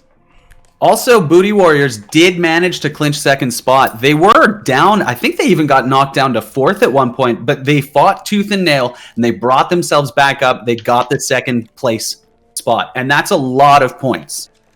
So one more game remains in the pro divisions, and it's been a different winner each time. First one was Blood Tallyman, then we had QRF, and then we saw Forsaken Sun. And as we take a look at the pro division standings, well, spread getting closer. From 2nd to 5th place is a difference of 5 points. That's insane. If Blood Tallyman can win the next game, they're in 2nd place overall. Same for anybody. Realistically, it's the same for any of them. So, let's Thank go, you so much, Hybrid. Hybrid. Thank you so much, Hybrid. I think we got the merge already. Let's get those colors going. Thank you so Forsaken much. Sun for the Red. donation. Forsaken Sun Red. Yep. I don't have words right now. QRF purple. Thank you. Blood Tallyman green. Again, yeah. Okay. Yellow is Revenants. Okay. Which makes Booty Warriors blue. Blue. Should be blue. The Booty Warriors. Thank you so much for the donation, Hybrid, one of our mods. 75% of the donations go straight to the prize pool. So that is awesome. How much did he donate? $10. Awesome. $10. If you're Revenants right now, you've really got to take a step back. And I'm not sure if they know how close the standings have gotten this week, but they really need to, just even based on last game, take a step back and analyze what they're doing differently than normal. Because they're in danger of losing. They've been there almost the whole season. The whole season. They've been doing really well. Yeah. They're in danger of losing that 2nd place spot. For anybody that's just joining us, we are in the last game of the night, game number 4 of the Pro Division. This is for the marbles. This is what it's all about. This is, do or die for all of these teams. This is hugely important for the overall standings and who wants their free pass into the finals. Yeah, true. They have Starting out, we are watching Forsaken Sun. Yeah. It's not clear yet who we're gonna interview after the games, since we're seeing different teams doing it. Is Forsaken Sun safe yet? So actually, I was just about to say, Forsaken Sun is currently 27 points ahead of the 4th place team, which is Booty Warriors. They need to be 28 plus points clear of the 4th place team to qualify, which means a 1st or 2nd place finish from Forsaken Sun. Well, unless Booty Warriors places 1st, they will guarantee themselves into the grand final. Wow. That's okay. So essentially, they need to win get this 1st game, or 2nd. Win the game. Win the game. Qualify for the final. That would be obviously a position you want to be in. You want to be safe. Yeah, for sure. But look at that, QRF at the top right now. They're not making it easy for them. The QRF is coming out swinging. Yeah, QRF going for the 3-peat. They'll be looking to earn the title. Revenants are scuttling right now. They just scuttled. They called for the scuttle. Revenants? Revenants called for the scuttle. They chose to scuttle. I don't understand what's happening to them tonight. I don't get it. But I was watching them and I heard them say, "We're just gonna scuttle. Let's scuttle." Were they even in that bad of a situation? They had players below repairing. They had a bunch so. of water coming in, It but must have been the team that that's QRF was farming. Yeah, and if in QRF, well, if you get 1,400 points off a single broadside, that's gotta be pretty devastating. Especially this early in the game. And think about this: the Revenants know if they're doing any bit of math in their heads, they know that they need to finish ahead of QRF at this point. They know that. So, or they may know that. And that would make sense. This is where a tactical targeting comes out. Yeah, this was only 2 minutes down, you know, and they're not in a bad position to scuttle there at all. That hasn't hurt them for this game. They can come back. They have a ship, which happens to be QRF, on their left. Yellow wants to fight us. They had Rabbit actually looking at the map from QRF, just getting a better idea of where each ship is so that they can go exactly for who they need to. So QRF definitely looking for particular targets. I won't be surprised if we see them kind of home in on a couple ships, but it's actually not QRF in first right now. Forsaken Sun climbing up the totem pole, up 2,000 points. They have water at second deck. Green Bean just constantly going for buckets. Almost got shot off the deck. Huppy dying to the cannon though, and they're X-bucketing on the stairs. Oh man, they need to get out of this and stabilize. It's spooky. They still have players on cannons while players are bucketing the middle deck. This is quite the big balls play. They have 3 people bucketing right now. Or I'm sorry, 2. This is kind of crazy. They have 2 on cannons. And two bucketing on the stairs. stairs. There's no one on the helm, and there's nobody repairing. But yet they're still in first. Well, I mean... Yeah, they're considering... letting it go, yeah. I thought I heard. Yeah. Zephyros was calling for board, and we're going to watch PK over. He's making an attempt over to the blue ship. Which ship is this? Booty Warriors? Yeah. Blue has boarded them. And blue has killed 2. Psych, I am making it. So the Forsaken Sun's going to sink here, and they go down. PK made it onto the Booty Warriors though, and he's doing great zigzagging, dodging and weaving. Making sure it's not going down. Does get double tapped. He's out. PK middle of the boat, couldn't go for an anchor. I feel like we just needed more shots. I think we were double bucketing. So it's Booty Warriors up in top now. Booty Warriors just coming out. Blood Tallyman playing chest. And they're going to go to pick it up as well. That's interesting. That's not a play that's happened so far. We've seen one team tap a chest, but no one actually pick it up and put it on board. No, that's not true. We did. We saw one team cash it. Yeah, they actually extracted. Booty Warriors. That's good. That's good. You're good. Wasn't it? Was it, or was it Revenants? 100% good. We have got... I'm not sure. I mean, we saw a I lot of thought that was Booty Warriors that turned it in. I remember Booty Warriors did a tap the other match that they didn't put back on board. You know, I can't remember. Yeah. Where's our stats? I don't think so. We saw a lot of chess plays from Big Brain, but I don't think anyone's turned in. I might even be thinking of that. I probably am.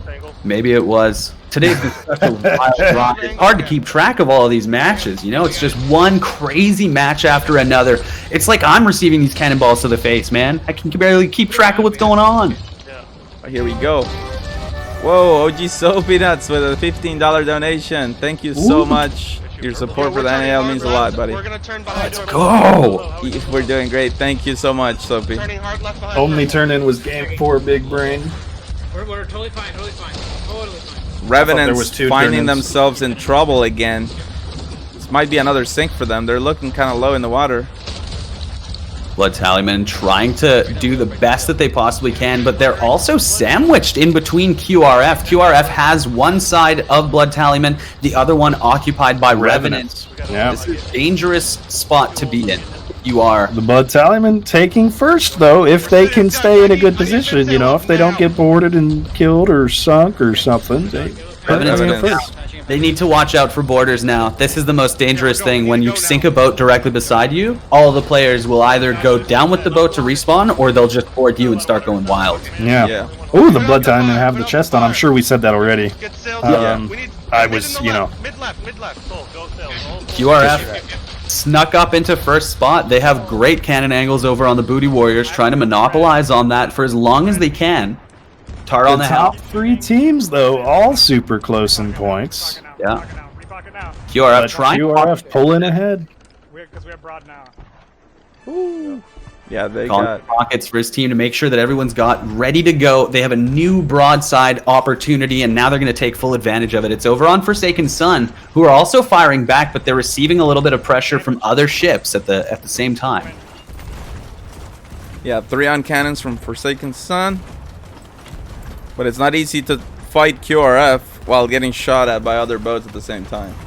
They managed to land some really good fires that managed to connect on QRF's Tart T on the helm. They have a couple fires below deck and none on the helm spot, fortunately. QRF, though, in first. I'm just going to start shooting. And they're transitioning really, really well right now. Yeah, this is definitely a lot more QRF that we used to see. This is QRF in the lead, making huge plays, you know, dominating and asserting. That's what we've expected from them. So it's fun and refreshing to see that once more. Yellow's turning left. Yeah, for sure. Yeah, hit yellow, hit yellow. And now Revenants again in their sights. I mean, what is going on? Let's check out from the Revenants. They're selling into another sandwich, I think. Yeah, they've got shots on Blood Tallyman, but QRF lining them up already. Left side or right? Left. Left still? Yep. Oh, dude, easy farm right here. Yep. QRF with great shots on right side, calling out their next target. They see Green, who is the Blood Tallyman with the chest on board. Now, very easy to see Blood Tallyman because they have that bright purple beacon beaming off of their boat. That indicates where the chest is. 1,000 points is its value, so it's not something to be slept on, but definitely not a massive priority for a lot of these teams. You know, if they get it, they get it. If they don't, they're fine. They have cannons to score points with. Just stay below. Yeah, it looks like they're going to be turning towards the Revenants. Kind of in a turtling situation. And Blood Tallyman go down. Here, Revenants ramming into QRF. Yeah. Gonna throw some fire. QRF's just chilling. We need an anchor turn. Blood Tallyman, even though they did go down, they have the chest in hand, and they're going to try and maybe do a rowboat play with it.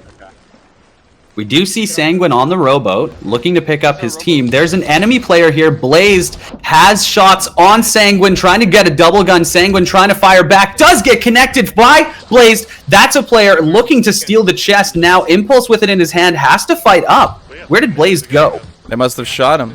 Yeah, the Sanguine. Sanguine was not by himself. He had backup. Absolutely. And you know for a fact they're going to communicate, look, there's a guy shooting at me. I need you guys to focus him right now. Impulse is going for a board on Booty Warriors. Let's see if he can get it. Oh, gets kill hauled. But Wicked gets it. Little blurry, at least, but on board. Did tap the anchor, didn't manage to get it down. Yes, they did. The anchor went down. They're dead in the water for the time being. This is Booty Warriors got their anchor tapped, need to get back in this match. Meanwhile, QRF still doing incredibly well. And they're just going to abandon the chest now. But because of that anchor, Forsaken Sons is going to take advantage of that. Of that dead in the water ship, because they couldn't get the anchor the whole way up. One cannonball interrupted, and now just like that, Bach goes. That was Dragon Slayer Lance took a death. He's sitting on the boat dead. Wow. QRF just keep on racking up the points as they line up on Blood Tallyman. We'd like a boat. This is their fresh spawned boat. I probably should have went for the board initially. And Forsaken Sun looking close to taking over the second place spot. Forsaken right now. 4 minutes still remaining. We need a race in. It's not even Forsaken. Blue. Forsaken is red. Get sails right, actually, and I'll just tack hard. Alright, so red and blue. Get front fully dropped. Yeah, and get everything. Let's check out Forsaken Sun. What are they worried about? Are they trying to just get second, or are they actually still going for first? They're taking a little bit of damage. I think their middle mast has gotten a crack or two. Also, the wheel for PKN goes down. That's so bad. Their helmsman is down. Their wheel is not being turned. They're not where they need to be going right now. Receiving punishment from behind. The middle mast did get taken down. Man, they're not in a hot spot right now. Yeah, this is difficult. Forsaken Sun has recovered from worse, though, and we actually do see a sink. That's Revenant's going down once more. I don't think that was by choice. That's like that's the third time, I think, this game. Okay, we were watching them. I don't know what happened, but what happened? I would love to know. We see QRF, though, once again with shots over on Forsaken Sun. They're trying to land as many of these as they can, climbing for 6,000 points and counting. All 4 members of QRF on cannon. Forsaken Sun on cannon as well. Ooh, wow. That is the heaviest broadside for broadside exchange you can possibly get. Both of these teams hungry for points, starving for them, in fact. Yeah, 2 minutes remaining. If Forsaken Sun can get a sync on QRF, they can still win this, but I don't think QRF is gonna just. No, I think QRF is doing great, and they're not struggling to do this. Which, like Potter said, this is more what we're used to seeing.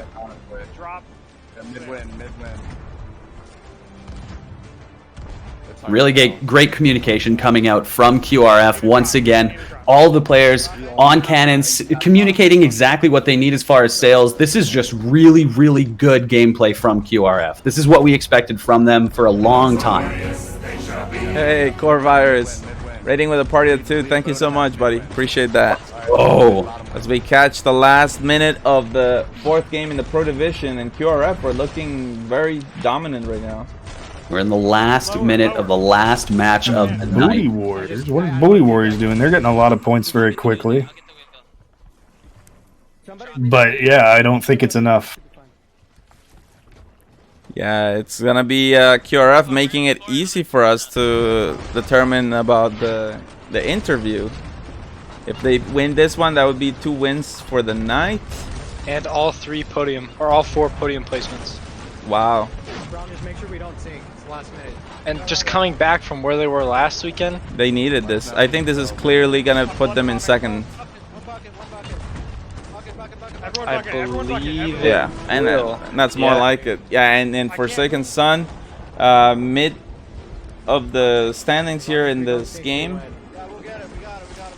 They did get a win, but QRF are happy.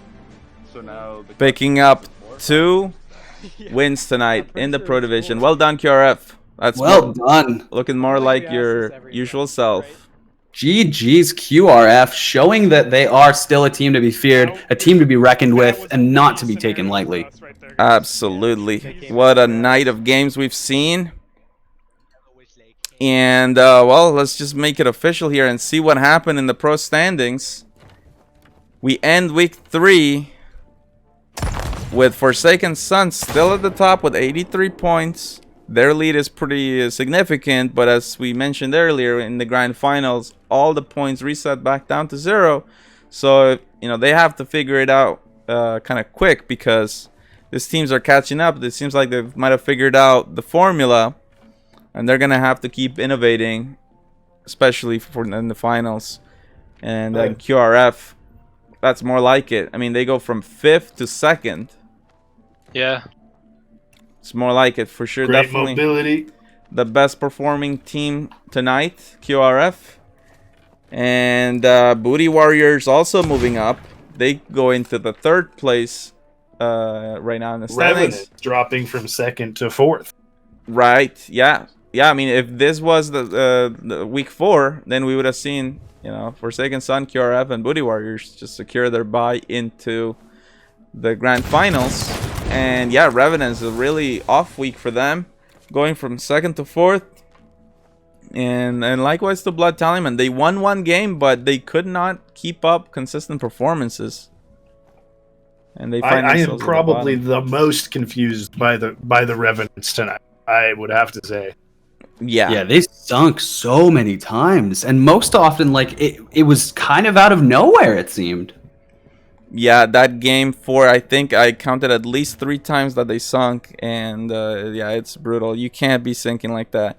You know, before in the Scuttle meta, if you sunk, no big deal, but now, like, you don't want to sink. Nobody wants to sink, so especially not 3 times. No. Alright, guys, but now that we've seen all games that we had in store for you in the night, as promised, there's a giveaway to do. Obsidian Capstan. Some Is that before the interview? In the chat. Oh yeah, no, true. There is interview, and that is QRF, so let's get them in here, discuss with them how they feel having such a great performance in the night.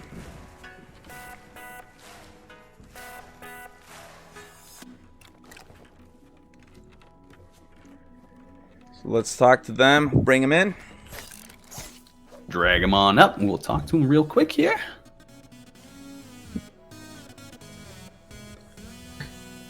Hello, guys. Hello. Hey, all the members of QRF are here for the Shoutcast box for the post-game interview. You guys are definitely the best performing team of the night, picking up 2 wins and all podium finishes.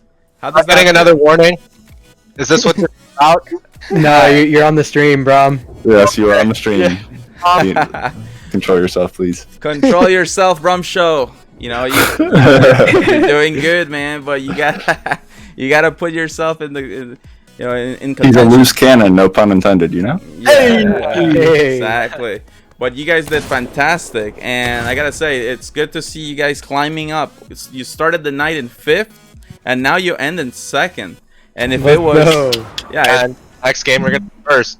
There you go. If it was the grand finals, and you know what, that would have been the three-peat and $1,200, as well as the title of being the best crew in the Sea of Thieves in Arena.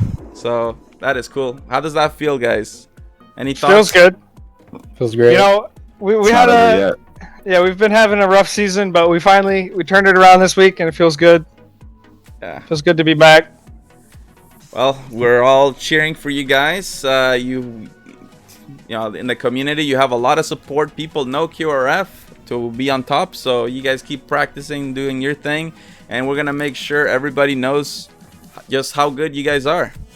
I want to ask real quick, Brom, being the new guy to the squad, how does it feel sailing with these guys? Do you already feel like you fit in really well? Yeah. Awesome. Short and sweet, baby. Now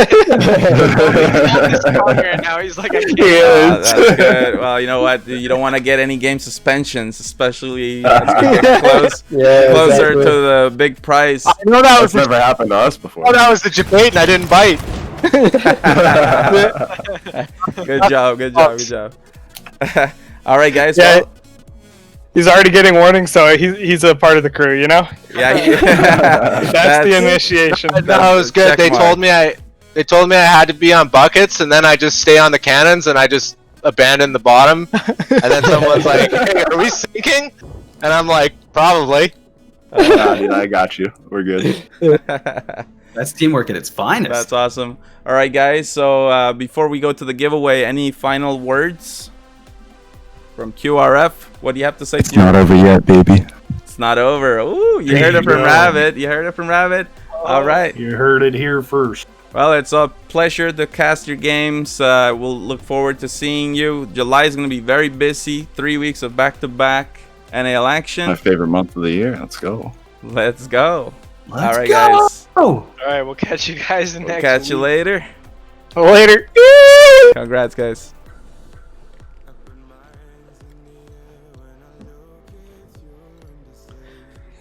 Okay, so we heard it from QRF. They're feeling good. Brom Show not risking any game suspensions. If you were watching the scrim night, then you know why. He's a bad boy. And over here in the NAL, we believe in the values of sportsmanship and respect. So you better believe it. Those disciplinary sanctions are coming in for any pirates that cross that line. We're all here to have fun. We're all here to have a good time. And hopefully that's what everyone had tonight. I know I did. I had an awesome night. Oh, yeah, I need to sure. take a nap now. The roller coaster of you know the games was just intense tonight. Very good. And we're seeing Lanky Tentacles in chat. We hope your computer situation gets resolved soon because a lot of people are missing seeing you in action.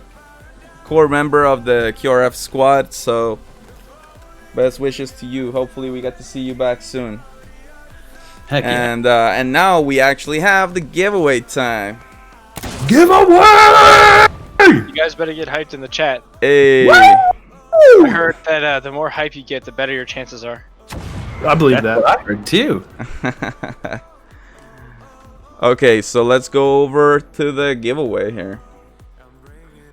You know the deal, guys. All you gotta do is say anything in the chat, anything at all, and your name will be added to the participants. This is how you enter your chance to win the Obsidian Capstan. As well as if you do ! giveaway, you will also have the chance to sign into the Twitter giveaway, the Gleam giveaway. The winner of that will be announced tomorrow, Sunday at noon Eastern Time Zone. So lots of opportunities for people to get their Obsidian Capstans. So anything at all in chat will enter you into the lists. So I'll give a scroll here. It's kind of fights me every time somebody new enters. It sets to the top, so you just gotta trust them. There we go. Hopefully you guys can see your name. Oh, big shout out to Pink Wicked, one of the Athena's outlaws. Good to see the support. Also, we see JR Gamer, the team captain of Bobby the Bottles, who we've seen in the scrims recently. If you watch tonight and you think, oh, these guys are not good, my crew's better, we can beat them, hey, sign up for the NAL and we'll get you in. We'll give you that opportunity to play and prove it. And prove it. Exactly. Yeah, show us what you've got. And Rage and I were talking, and Potter was there too. We were all talking before the game started tonight, and we already have. You said 15 teams signed up for season 4. Oh yeah. The more teams that sign up for season 4, the more intense qualifiers will be. But not only that, when it weeds itself down to 10 teams, those are going to be 10 very evenly matched teams because you're weeding out the other teams. Yeah, I mean, it's just, more competition, the better. Yeah, for sure. Absolutely. So we'll give it a couple more minutes. I'd like to see at least 85 total participants before we click on that roll here. So let's just give it some time. Tell your friends, that way if you don't win but your friend wins, then at least it doesn't feel as bad. There's 37 people in chat that haven't, clicked to said anything. Let's go.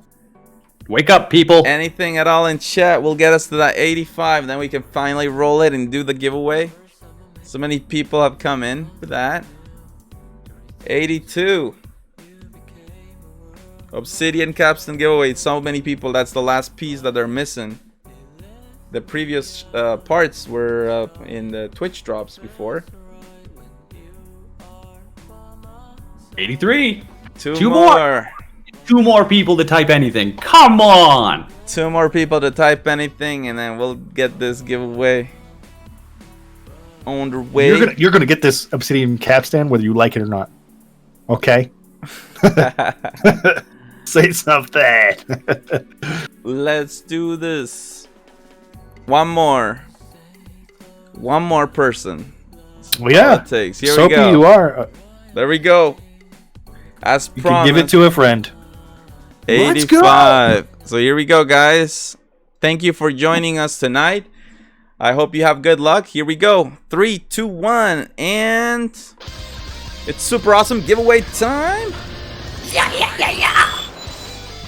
It's super awesome. Shout out to Hardware Guy for letting me know about this. This is definitely a better, more fun way to do the giveaway than what I was doing before. And this hides that it's rigged better because oh, it's Go Express again. Yeah. Oh, yes. Oh, Patterson. Oh, you were close. Oh, you're Garbaggio. You're Garbaggio. What a name! What a name! Right. Well, you still have to slay out the beast. Wow. Garbaggio. Oh yeah, Garbaggio. Slays the frick out of that thing. Immediate slay out. Claiming the obsidian capstan. That's a great name. You're Garbaggio. Yeah. It sounds Italian, but it's also, I understand it in English too. Oh man, well, congratulations. And well, you've won yourself a shiny new obsidian capstan. Wow. Let's do oh, Talon Tricks, another fellow from the Athena's Outlaws. Big shout out to you guys. Thank you for the support. Red Riding Hood. Dragon Slayer Lance. Woo. Thank you so much. Your support counts a lot. So who gifted the subs? Red Riding Hood. Thank you so much, buddy. Really appreciate that. Yeah, I know for us, I mean, this is the community. This is the living blood, the heartbeat of the NAL. Without the community support, this doesn't happen. Chop the bone. Good to see you. Hopefully we get to see you participating in the NAL at some point. Oh. So, my goodness. Whew. As we wind down, it's intense. We only have a few more broadcasts of Season 3. We've got 3 more. Week 4 of League Play. And then it's Round of Fate and Grand Finals. As far as I'm aware, the biggest prize pool ever in Sea of Thieves was Twitch Rivals. But other than that, with a prize pool over $1,200, I think the NAL is looking extremely strong. Every team is going to want that. No question in my mind, the winner of the NAL is the best crew in the Sea of Thieves in Arena. Absolutely. Yeah, they're putting a lot of practice. This team's it means a lot. This means a lot. I mean, I obviously agree with that statement. Yeah, well, we have Duke here, the helm of QRF during Season 1 and Season 2. You were part of the 2-time endeavor. Back to back. 2019. Clown Tactics says, "What's the biggest prize pool ever? I'll top it." Oh, whoa. I don't know if you're ready to go into that. We're talking about Twitch Rivals. I mean, somebody in the chat might know. I don't want to get that wrong. It was 20,000 or something. Definitely I don't know for close sure. to 20K. Yeah. I mean, it was. He said, yeah, no, that was a straight up like Twitch corporate money. I think I'm not sure where exactly that came in. Yeah, no, that was Twitch. Twitch partnered with Rare for that, obviously. Yeah, but I think it was Twitch money. Now people are gonna hold you to that one, Clown. Oh, topping Twitch Rivals, you'd be the. Needs a sponsor. We're gonna need to have a statue of Clown Tactics outside of the Sea Dogs Arena. Yeah, for sure. A shrine to the clown. Alright guys, big shout out to our sponsors. Momo Deary, the artist of the Sea of Thieves She drew my pirate, which you see on the bottom left, and the NAL looks so cool because of her. Big shout out at Momodiri on Twitter. She's also a member of the Forsaken Sun. Her gamertag is Space Ranger Liz. And also Freya Catherine and Jack Green, who perform the Notorious Arena League theme song. Big shout out to them. And finally, the Cutthroat Pirates. So many of them have helped put this on. The NAL just would not be possible without the Cutthroat Pirates. So as we get ready to close, Sith, I guess, talk to us about that streaming partners. Well, so we talked about it a little bit last night and yesterday afternoon during the scrims for both EU and NA. But the Notorious Arena League is currently in the process of building what we're calling our Notorious Partners Program, or Notorious PP for short. Essentially, what this program is the NAL is currently in the works of a new website. And when this new website releases, we want to have a scene or a section specifically dedicated to promoting these streaming partners. We want to be exclusively hosting and rating these streaming partners, and we want to have people that are partnered with us that represent the values that we share in both having fun on the seas as well as competitive Sea of Thieves play. And so far, we have 4 partners who are committed to our program. Shout out to those people who, one is Foxdie, who's actually helping us shoutcast EU League starting tomorrow. Another one is Noxy Moon. She actually just moved over to Twitch from Mixer. Maze TV is another one. And the last one is Major Tom 999. So if you've ever heard of them, or you know them, or you want to show some support to our Notorious partners, please go give them some love. And today we're actually going to be rating someone who is likely to be a future Notorious partner, and that man is Mr. Bada Bing. He just came over from Mixer. He's super cool, so give him some love and let him know why he should be a member of the Notorious PP. Thank you very much.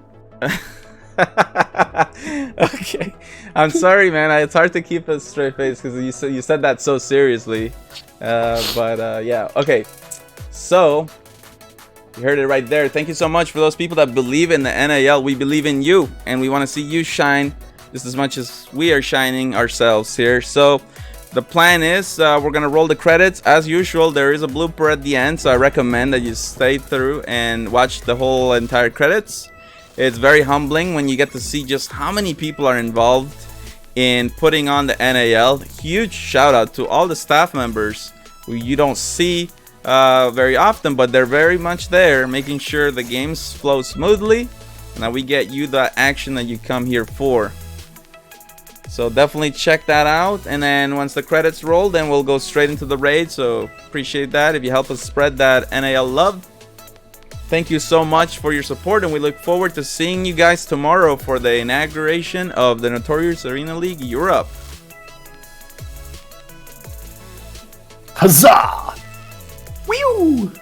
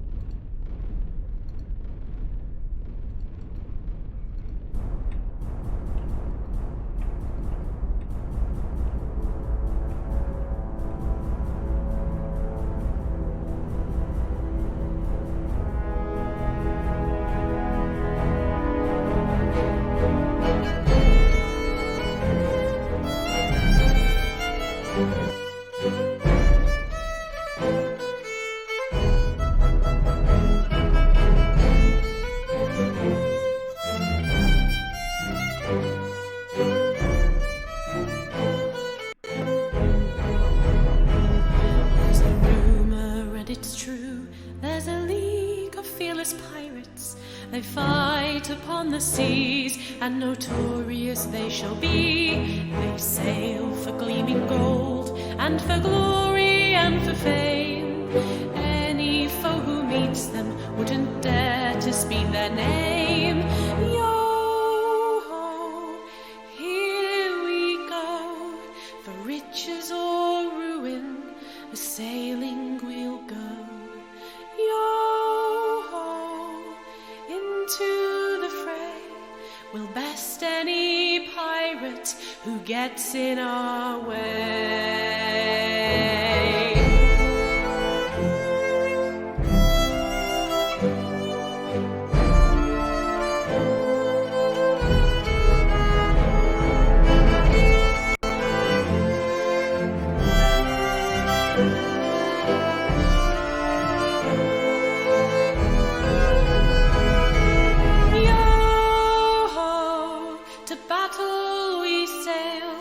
For fortune and victory, or death if we fail. Yo-ho, the battle is won, but mark me, the war here has only begun. So say, O ye ruffians, for fortune and fame, in hopes that the cup of victory will soon bear your name.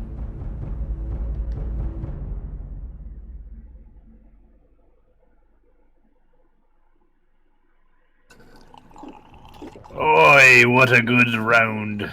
That was some great arena. Oh, I do love having a drink after a good arena You match. get a drink. Easy Duke, victory. you drank all the grog. It's not nearly enough grog for me. Oh, Potter, let me get some of that grog, man. This grog? Yeah, I like grog. Potter, you drank all the grog too. Ugh. Oh! Ugh. Oh my god! It wasn't very sportsmanlike. I don't feel mess so bad. with relent.